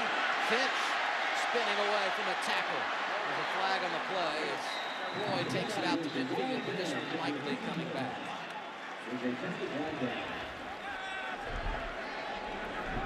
Holding. Offense, number 79. 10-yard penalty, first down. Holding penalty on Darrell Williams will negate the 17-yard pickup for Roy Finch. A little bit of a head scratcher there. The ball was run to the offense's left. Darrell Williams playing right tackle. Not sure why he would even hold in that situation when the ball's so far away from him. Damian Williams comes back in at the running back position. He just took 169 yards on the last drive. 6 carries today, 101 yards. That's a season high. Prior to today, his long on the season was 32. First and 20. Quarterback draw. Right, not much happening. Rodney Coe, the kid you really like, made the tackle, the junior college transfer. I really do like Rodney Coe. Just first of all, again, I know I said it before about Tapper, but he passes the look test. You see number 9 right here, right defensive tackle. But just does a good job of really just holding his ground, reading Trevor Knight, shedding left guard Adam Snead, and making the tackle. Coe, one of 5 players on the Iowa State roster that transferred from Iowa Western Community College. They won the national title a year ago. Undefeated. Here's Knight. Swing pass out to Williams. Saw what he can do out of the backfield on the ground here. Makes the catch, dances across the 30. Most of the penalty yards regained there. Set up third and about 10, and looks to be a little gimpy as he goes to the sideline. Brennan Clay comes in at the running back position as we go under 12 minutes remaining in the third quarter.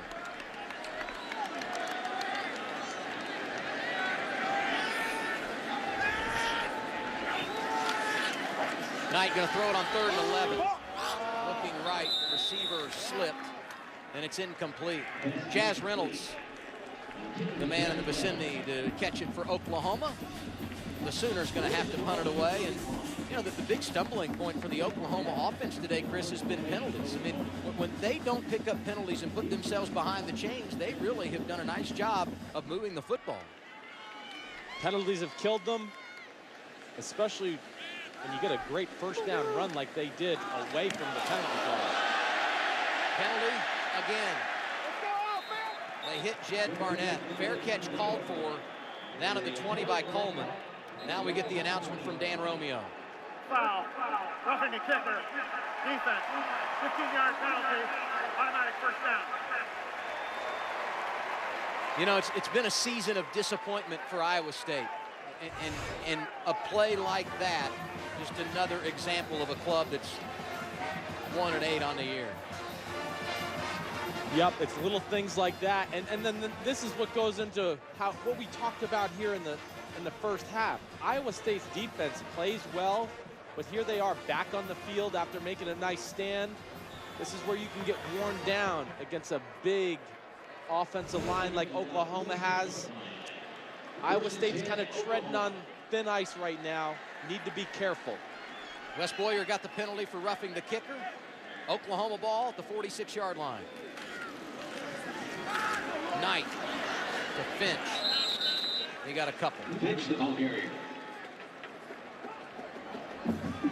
One thing I'll say about this Oklahoma offensive line, they've done a very good job of getting to the second level. We haven't called number 52 Jeremiah George's name a whole lot today because they've made a point of emphasis all week in practice, get a body up on him, and they've done a good job of that today. Haven't seen him around the ball as much as I have, at least watching them the last few weeks. George, the top tackler in the Big 12. Swing pass here to Finch. And right on cue, George, one of the players over trying to run him down. Play goes across midfield. They'll spot it just shy of the Iowa State 45-yard line. Set up third and about 2. The Iowa State 45-yard line, 3rd and 1.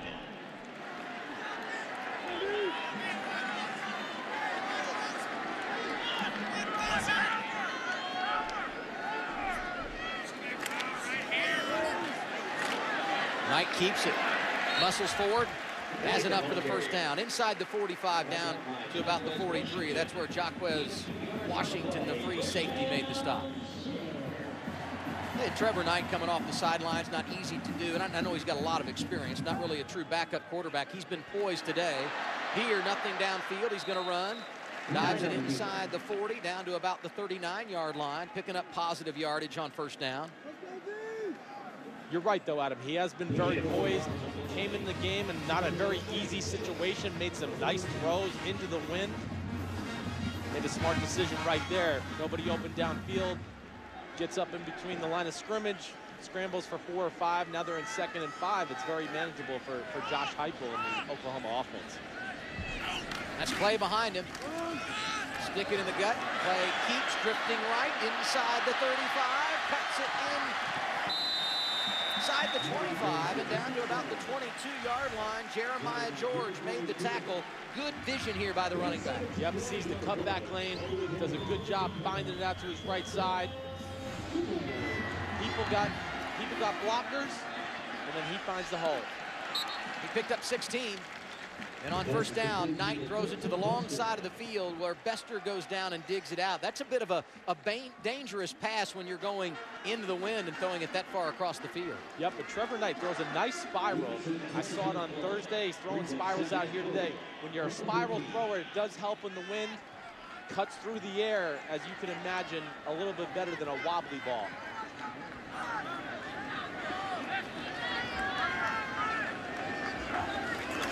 Second down and 4. Play gets the call. Goes to the 15. Picked up 1.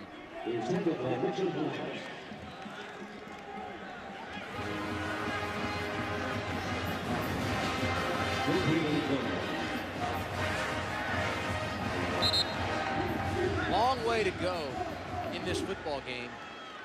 But mentally, if you're Iowa State, probably need a stop here. The way this offense is operated in 2013, you don't want to be down 14 points midway through the 3rd quarter on the road.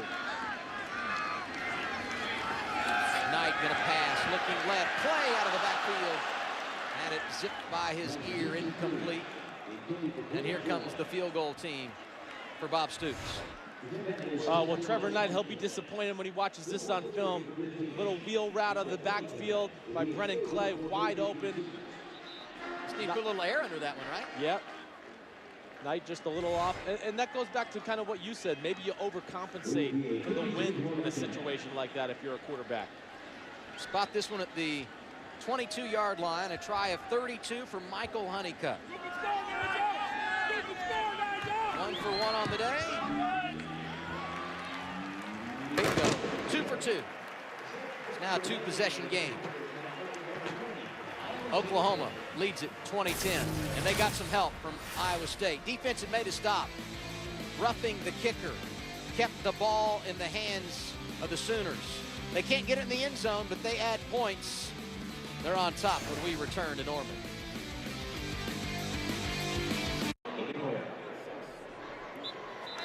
Oklahoma put some offense together here in the 3rd quarter. 123 yards compared to Iowa State's -6. That's why Bob Stoops and company are on top 20-10. This week we asked our Facebook fans who deserves to be number 3 In the BCS, Baylor, Ohio State, Stanford. Overwhelmingly, people saying Baylor of the Big 12, 45%. Chris, what say you? I say Ohio State. Haven't lost a game in 2 years. Urban Meyer coached football team. I just think they're a really well-rounded team, offensively, defensively. I'm not going to buy into the Baylor-Oregon type football teams until I see them win a national championship. I'm not totally sold that style of football can do it. Baylor gets their next chance to make a statement for number 3 or better tonight on Fox. And they take on Texas Tech in what will likely be a shootout. And no Kevin Reese, who will be out. And probably for the remainder of the regular season. They're hoping to have him back for a bowl game. And that's a big loss when you look at the way they play football. Big loss. Kevin Reese is one of the most explosive receivers in college football. Texas Tech coming off 3 losses in a row. Can their defense rebound? And who's going to start a quarterback for Texas Tech tonight? Those are all things I'm kind of pumped as just a college football fan to watch when I'm sitting on the couch next to you tonight watching football. Iowa State on the road, trailing 2010, and here comes 82,000.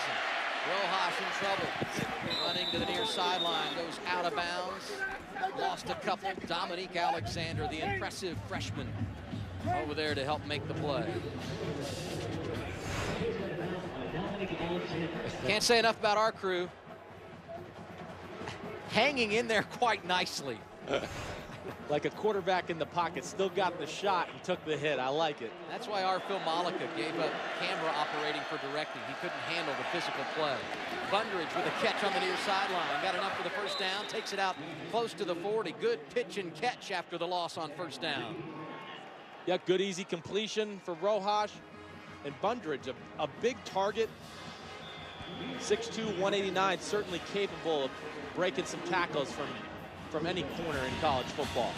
Pick up a 16 yards there. Iowa State not going away. Rojas with a little pressure. And this time he will go down. Frank Shannon bringing the pressure that time.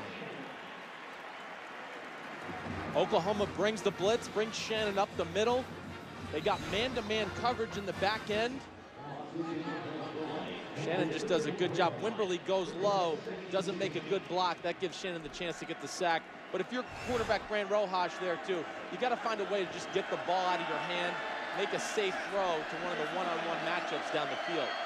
Second straight first down, they've had negative yardage. Rojas to Bundridge. Tried to wrestle away from Zach Sanchez, but could not do so. They'll spot the ball at the 43 after a pickup of 9. A lot of good corners in this game today. And Zach Sanchez, 15 for Oklahoma. He is one of them, a redshirt freshman who's played really well all year long for the Oklahoma defense. It's a big drive for Iowa State because they've got the wind with them. Maybe only one more possession in that situation here in the third quarter. Third down, Rojas over the middle. Too tall and incomplete. Trying to find the tight end, E.J. Bibbs. And the Cyclones going to have to punt. Quentin Hayes, the safety in coverage. And Rojas took a big hit as he got rid of it. Oklahoma, they forced the hand of Iowa State, bring an all-out blitz. It's cover 0. There's no safety in the middle of the field. It's just one-on-one matchups all across the board. Oklahoma gets there, makes the quarterback get the ball out of his hand a little before he wanted to, and makes an inaccurate throw to E.J. Bibbs, who wouldn't have gotten the first down either way. Saunders lets this one go into the end zone. Sooners have got it back at their own 20-yard line. The pressure put on by Chuka Ndulaway. And that forces an errant pass on third down. Oklahoma ball when we come back to Norman. Closing on the end of the third quarter here in Norman, Oklahoma. 5:51 to play. 2010, the homestanding Sooners leading it. 2010 over top of Iowa State. Victims of Typhoon Haiyan in the Philippines urgently need your help. With your support, the American Red Cross is distributing relief items, repairing and rebuilding shelters, providing health care, clean water, and sanitation. To help victims of Typhoon Haiyan, please donate to Red Cross Disaster Relief today. Visit redcross.org or text Red Cross to 90999. Again, it's 90999 to give a $10 donation.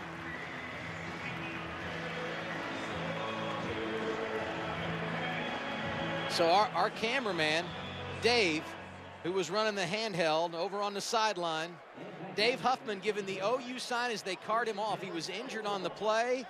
Dave, taking one for the team, man. We wish you the best, and we thank you for your effort here today.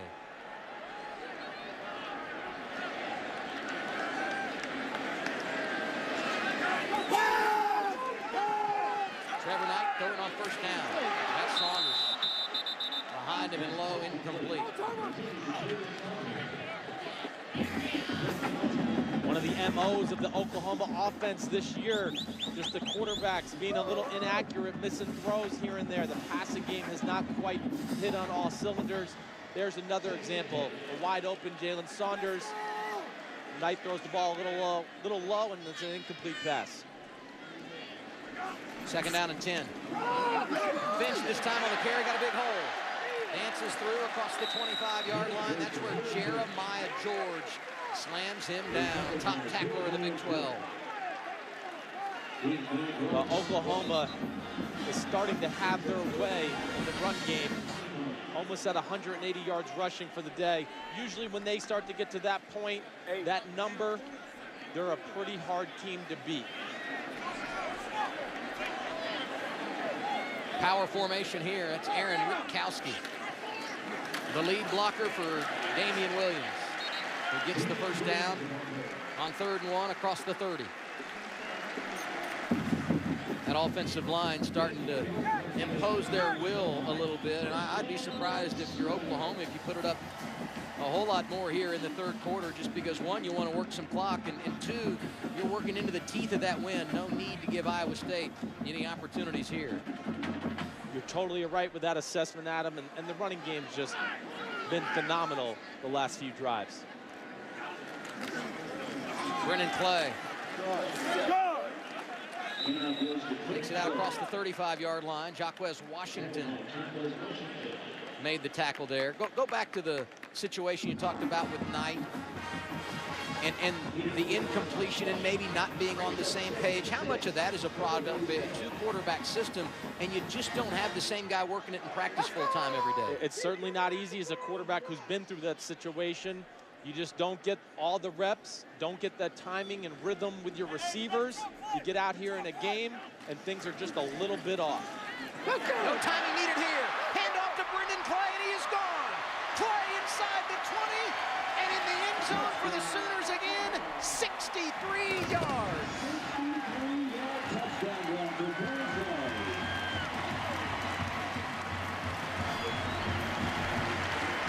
Second touchdown run of the day, north of 60. Damian Williams earlier in the quarter, and this time it's Brennan Clay, the 5'11" senior from San Diego.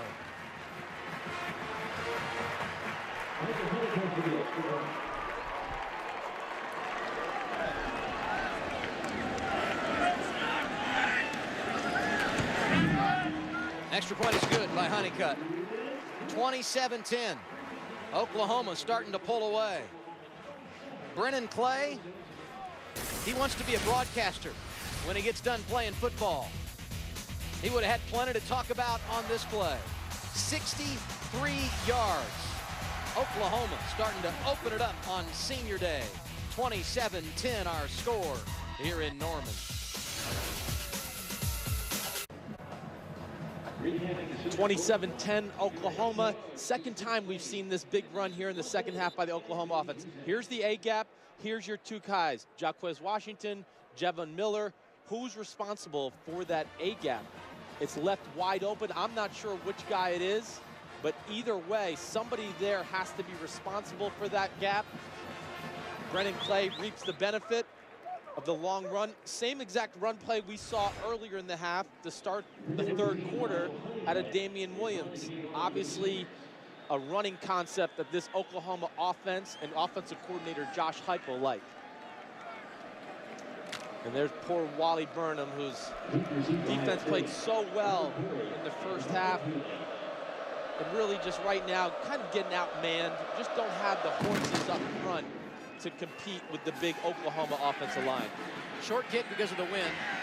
Albert Gary, first return of the day, smashed as he goes across the 20. Now let's get a game break. Sponsored by Lowe's, never stop improving. Here's Patrick. And let's go to Madison, where number 22 Wisconsin is hosting Indiana. Heavy ground attack for the Badgers. This is all-everything wide receiver Jared Abradaris. His second rushing touchdown. Nice block from running back James White. Adam and Chris, well over 400 yards on the ground for the Badgers. They lead 37-3 in the fourth. Back to you. We're not at 400, Patrick, but Oklahoma's starting to put up some big numbers on the ground as well. 247 for the Sooners. Albert Gary returned the kick. He's still down on the field, out across the 20-yard line.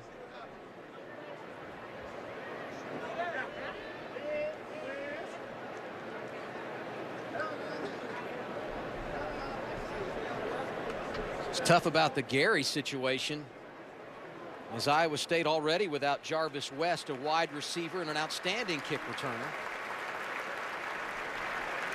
Gary up and going to the sidelines. The last thing the Cyclones need is another injured player. A long list of them, unfortunately, in 2013.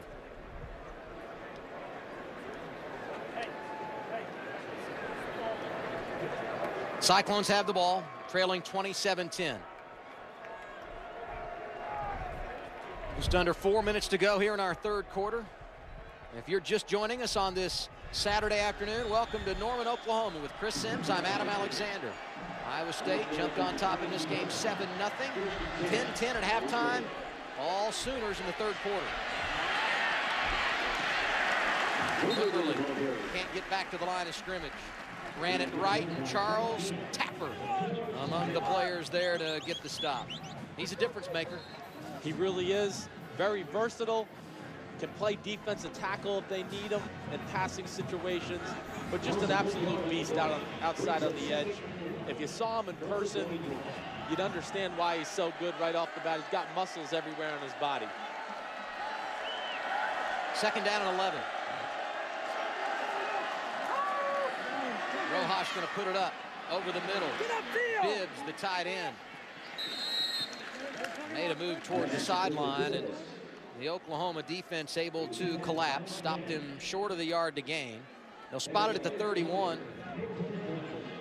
Third down and a yard and a half. Iowa State's going to have to start throwing the ball a little bit more, not only because of the score, but Oklahoma obviously has changed their defensive game plan at halftime. They are pressuring more, trying to stop the run game from Iowa State. First down. Wimberly powers through. You know what I like about Wimberly? He's quick.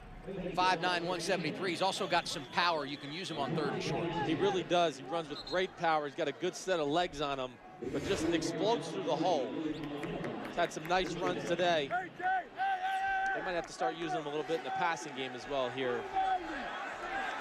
Can you believe last year at the junior college level, he was in the backfield with Jake Waters, the offensive player of the year in the junior college ranks, who's now splitting time with Daniel Sands at Kansas State. Rojas too tall here. Couldn't find Wimberly in the flat. Eric Stryker over in the coverage. Hey, Stryker is a kid that is so versatile. Only a sophomore. We've seen him bringing pressure today. There he is out in coverage. A lot of options, a lot of versatility from Mike Stoops in this defense. Yeah, the Oklahoma defense, the future is really bright. Just a lot of young people all across the board, especially in the front seven. Got some really good talent looking for the next 2 or 3 years. Stryker bringing pressure. They go the opposite way and dump it to Wimberly. He makes the catch, but lost a yard. The pursuit by the Sooner defense has been really good here in this second half. Chuka Ndulue running down the back on the little dump-off pass. Third down and 11. Here comes pressure again, and Rojas gonna be sacked. Back inside the 30-yard line, Charles Tapper there to get him. Leads the team with 7 tackles for loss. Came in with 4.5 sacks. Well, we said it a minute ago. It's just one of the things that the Stoops brothers, defensive coordinator Mike Stoops, that's what he's done here in the second half. He's bringing pressure, putting the quarterback under pressure in the pass game, and making the run game insignificant to this point. 4th sack of the day. Iowa State has to punt. And it's a good one with a win. That's your back. Saunders. Run out of bounds around the 15-yard line. They'll spot it at the 16. And as Oklahoma trots on the field, Chris, your Heisman watch. There you see my 3, 1, 2, and 3 from left to right. Johnny Manziel, in my opinion, still the best player in college football. Jameis Winston in second. Done so many great things as a redshirt freshman. And then Bryce Petty, he's in 3rd with me right now, but he's on the edge. I'm gonna throw a name out there that might surprise some people, but Braxton Miller, Ohio State. For my money, he's still one of the best players in college football. The award is about being the best player in college football, not the best statistical player. And that's what I try to judge it off of. Number 3 on your list, Bryce Petty. On Fox tonight, 7 p.m. Eastern time. Baylor taking on Texas Tech. Bears trying to stay undefeated. Knight keeps on 1st and 10. He's got 1st down yardage. Takes it all the way out to the 41-yard line. Deion Broomfield made the tackle after a gain of 25. Well, here's the read option. Defensive end, Willie Scott, crashes down on the run. Trevor Knight makes the right read, keeps the ball, and there you get a chance to see his speed and what he brings as a running quarterback. Rushing total on the day for Oklahoma up to 272.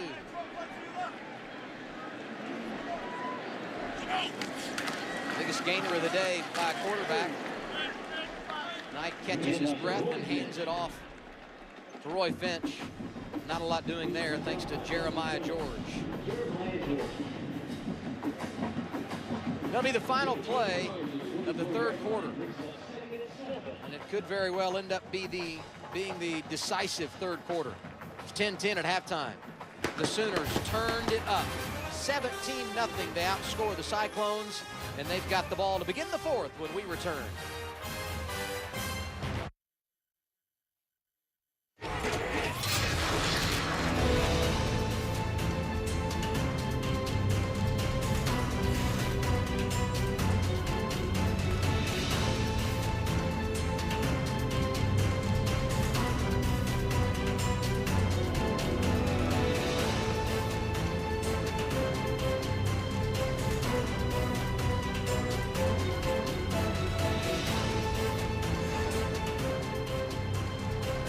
Oklahoma on top of Iowa State 27-10 as we begin the 4th quarter. Blake Bell knocked out. The Sooners have turned in some big plays. 2 on the ground here in the 3rd quarter. A 91-yard punt returned late in the opening half. And they now lead it 27-10. And they've got the ball.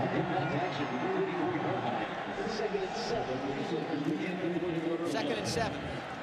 Knight keeps. Makes a man miss. Running free. Inside the 30. Breaks a tackle, stumbling into the end zone. Knight scores to begin the 4th.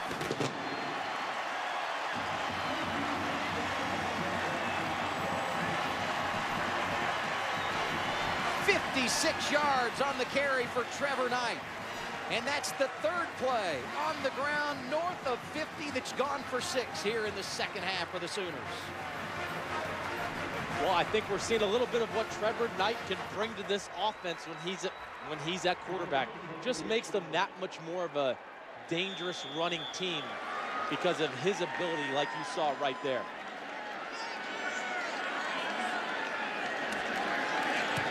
Honeycutt for the extra point. And the guns are sounded, which means it's good. 35-10 with 14:49 to play. Scoring drive, 3 plays, 84 yards. It took them just over a minute. The read option, Trevor Knight does a good job, keeps the ball and makes a move on defensive end 48 Corey Morrissey, and then does a good job down the field breaking the tackle of corner 34 Nigel Tribune.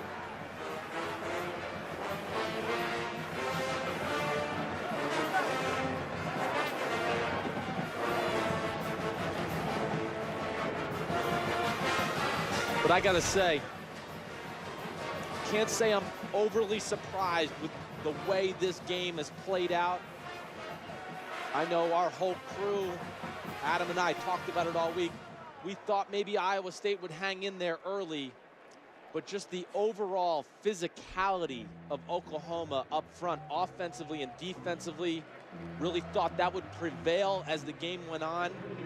And of course, the big punt return by Jalen Saunders, I just think woke this Oklahoma team up and has really given them the energy to kind of pile on the yards and pile on the points ever since.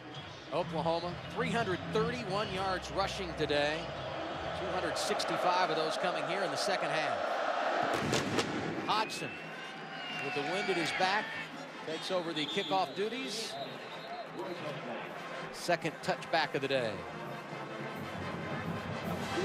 Well, I don't know what Bob Stoops said to his team at halftime. He's about to get his 157th win as head coach of the Sooners, so he understands the halftime speech. But whatever message he delivered, it's obviously worked, and all great teams understand what to do in these situations. Yeah, well, they're just a no-nonsense coaching staff. They say it how it is. They're in your face. They want to play tough, physical style football. That's what's made them great. And the Stoops brothers, coach, defensive coordinator Mike Stoops and Bob, have just changed their team here in the second half as far as the game plan and how they approach this game. Down 34-10, Rojas comes out throwing. Tad Ekby with his first catch of the day. Out to the 29-yard line. There's a reason Bob Stoops has won so many games. I know he won 2 against me, and I was always just very impressed with second half adjustments in the games that I played in. Always did a good thing of taking away whatever the strength was for my Texas Longhorn team in the first half. The Oklahoma defense always did a good job of taking that away once the second half came around. Nice cutback run there by Devondrick Neely. Got the first down to the 38-yard line. And I think the cool thing about Coach Stoops is he could care less that he's in the tie Barry Switzer today. Oh, yeah. It's all football. It's all business. Well, it's got to be. If you get caught up in that and in the middle of a season, you're not going to be where he is on the all-time wins list. Sam Richardson carried it there. He's back in the ball game for Rojas. Picked up a couple.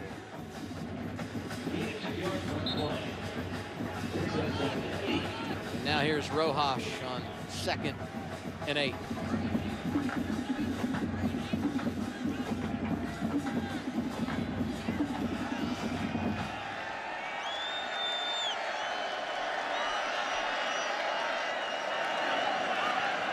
Play action with Wimberly. Into the wind, too high. Bundridge couldn't bring it down. Zach Sanchez, the redshirt freshman, over there covering him. Tell you what, Sanchez has been the guy everyone's tried to pick on because he's the freshman corner, typically playing opposite the senior Aaron Colvin, who didn't go today.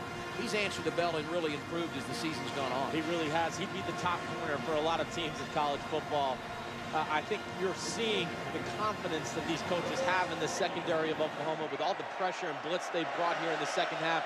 Leaving their secondary one-on-one with the Iowa State receivers, they obviously feel comfortable with that matchup. Here comes the blitz, and he's going down. 5th sack of the day by that Sooner defense.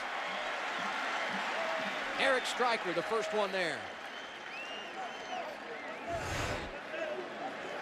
An all-out blitz by the Oklahoma defense. Again, no safety in the middle of the field.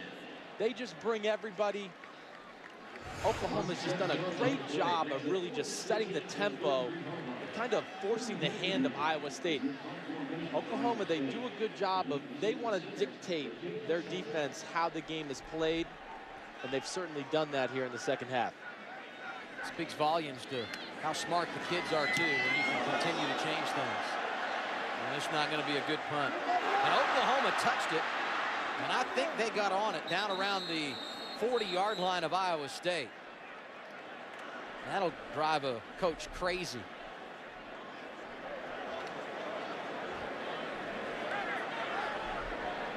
The Sooners will keep the ball.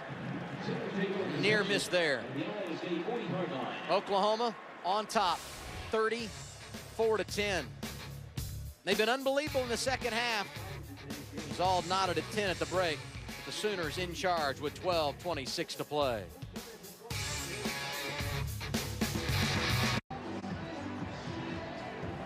(34-10) Oklahoma leading Iowa State with 12:26 to play in the fourth quarter.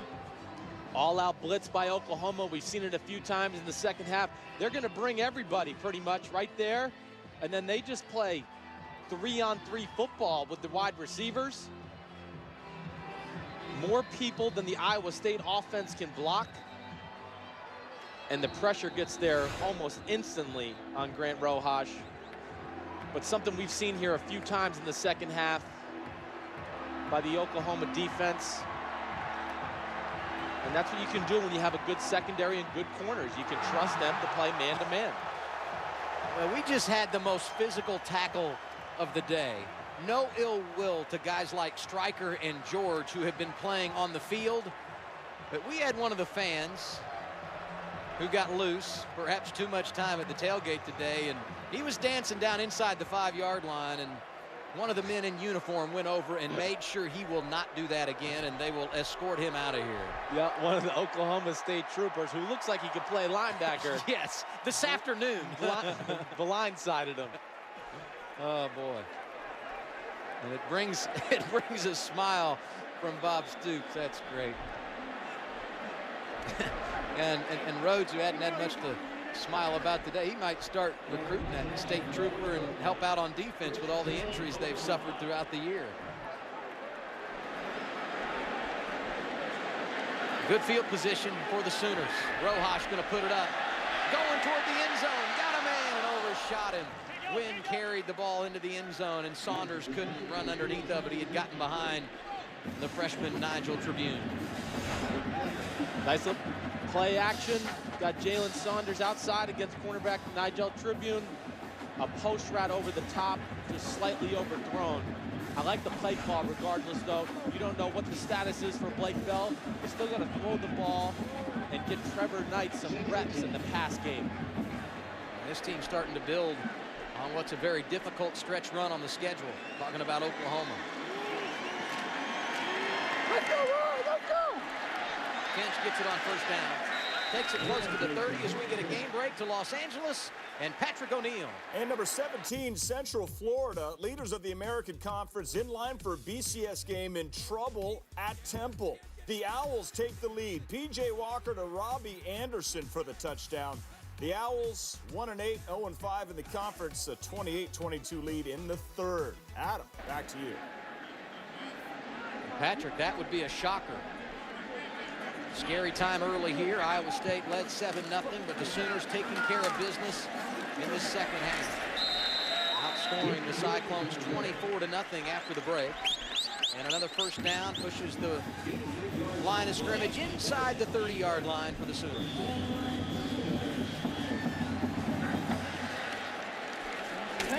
Damian Williams carrying left. Corey Morrissey brought him down.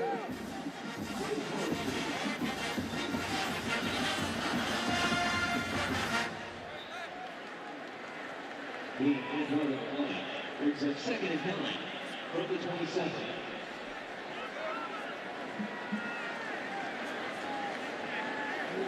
Rutkowski, the big tight end, set on the near side. They run the opposite way with play.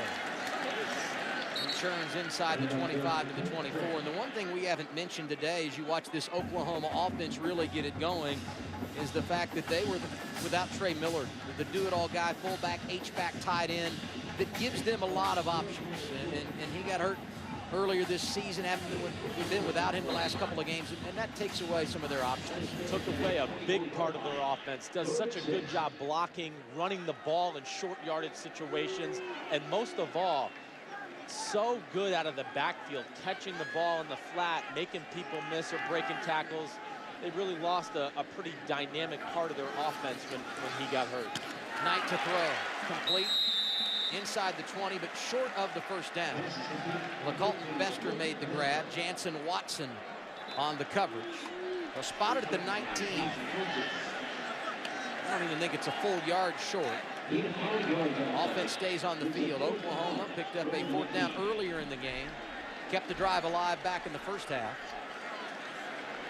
I think it's a no-brainer to go for it here, especially the way the Oklahoma offensive line has controlled the line of scrimmage in the second half. Ripkowski got a heavier load with Millard out. Leading Williams through the line. Williams breaking left. Second touchdown of the day. Damian Williams.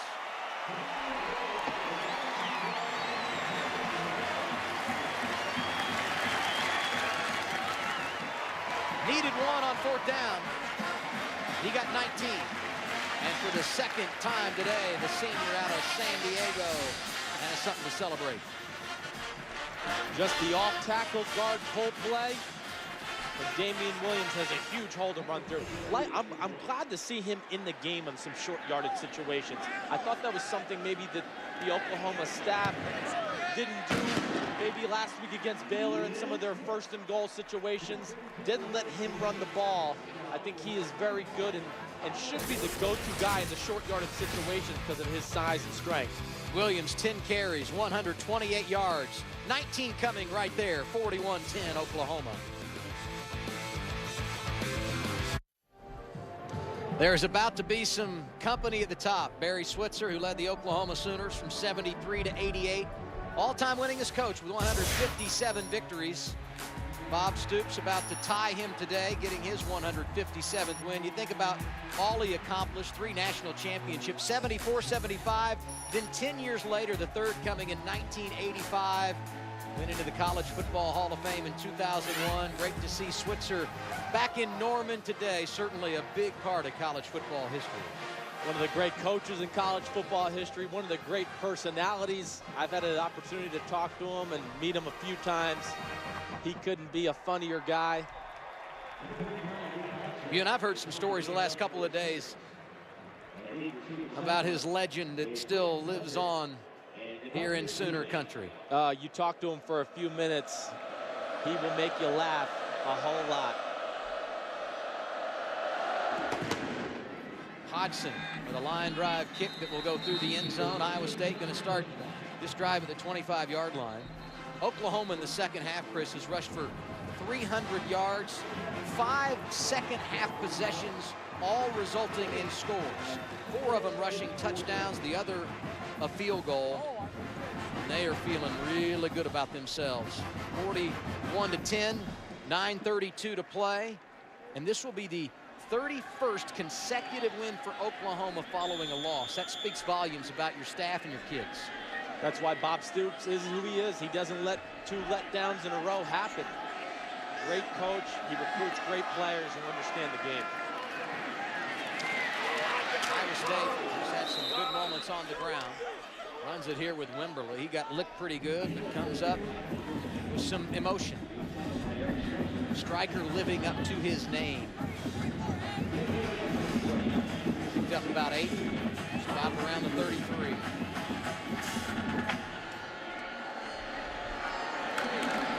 Under 10 minutes.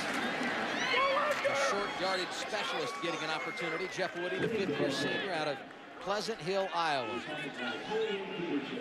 Woody, a great story. I mean, he scored 5 touchdowns. He doesn't carry it much. Already graduated, working on his graduate degree. Got married this summer. Neat kid, embodies what college football is all about. He's had some good moments in his career at Iowa State and on to 3 bowl games.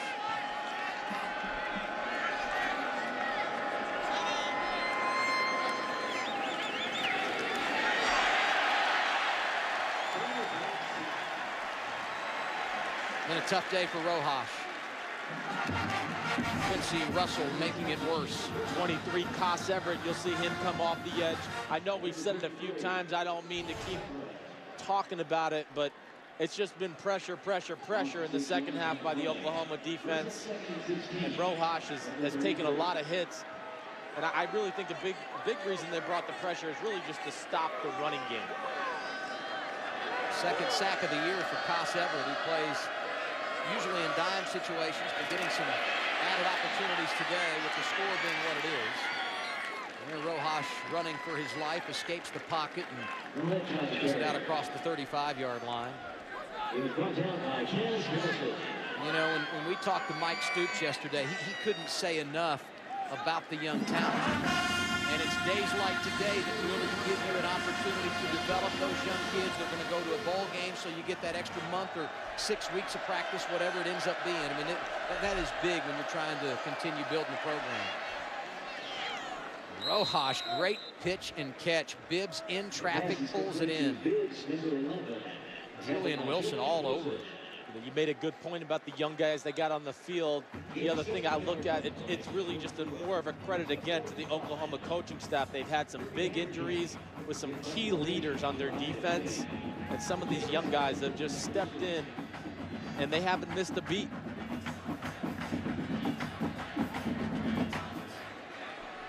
Vanderkamp to punt it away. He's been a busy man in the second half. Left foots this one from his own 35. Saunders lets it bounce and roll, and Oklahoma going to start their next offensive drive at their own 10. Bob Stoops now just minutes away from tying Barry Switzer as the all-time wins leader here in Sooner Country. 6:42 remaining here at Oklahoma Memorial Stadium. It's been all Sooners. 31 points in this second half, and they absolutely have gotten after it in the big play category. Late first half, trailing 10-3. Jalen Saunders, second career punt return for touchdown here at Oklahoma, went 91 yards. Damian Williams, second play of the second half. He goes over 65. Clay joined the party. One possession later, and for good measure, Trevor Knight, who's in for the injured Blake Bell, from 56 yards, his first rushing touchdown of the season.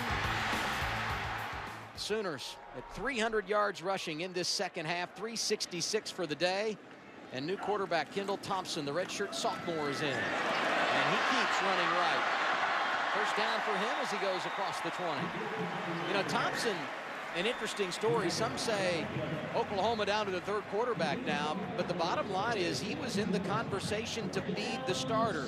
Got hurt, really never able to compete, injured his foot, took him out of, I think he missed like 45 practices or something over the course of the season, but it's good to see him getting an opportunity, and I know he's going to try and take full advantage of it. He's a really good athlete. Watched him play, practice on Thursday. Got a nice arm, throws a nice ball, and he's a lefty like myself, so I'm a little partial to him. We get to see him use it here. Incomplete. That result, not quite as impressive as what we're accustomed to seeing off of your left hand. He can spin it. I got to give these lefties a little love. There's just so few of us out there at the quarterback position.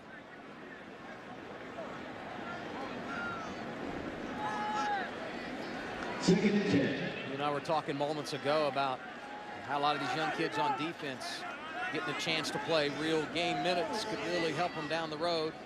Kendall Thompson taking that role on the offensive side. Bench carries, got it across the 25. Flag came in late. May have been a face mask there. Number 93, 15-yard penalty, first down.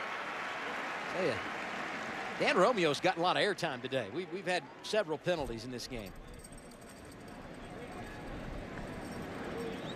You have some sloppy play on both sides really to start the game. But one thing is Oklahoma has certainly limited their mistakes starting around the end of the second quarter, and they've played pretty sound football from that point on.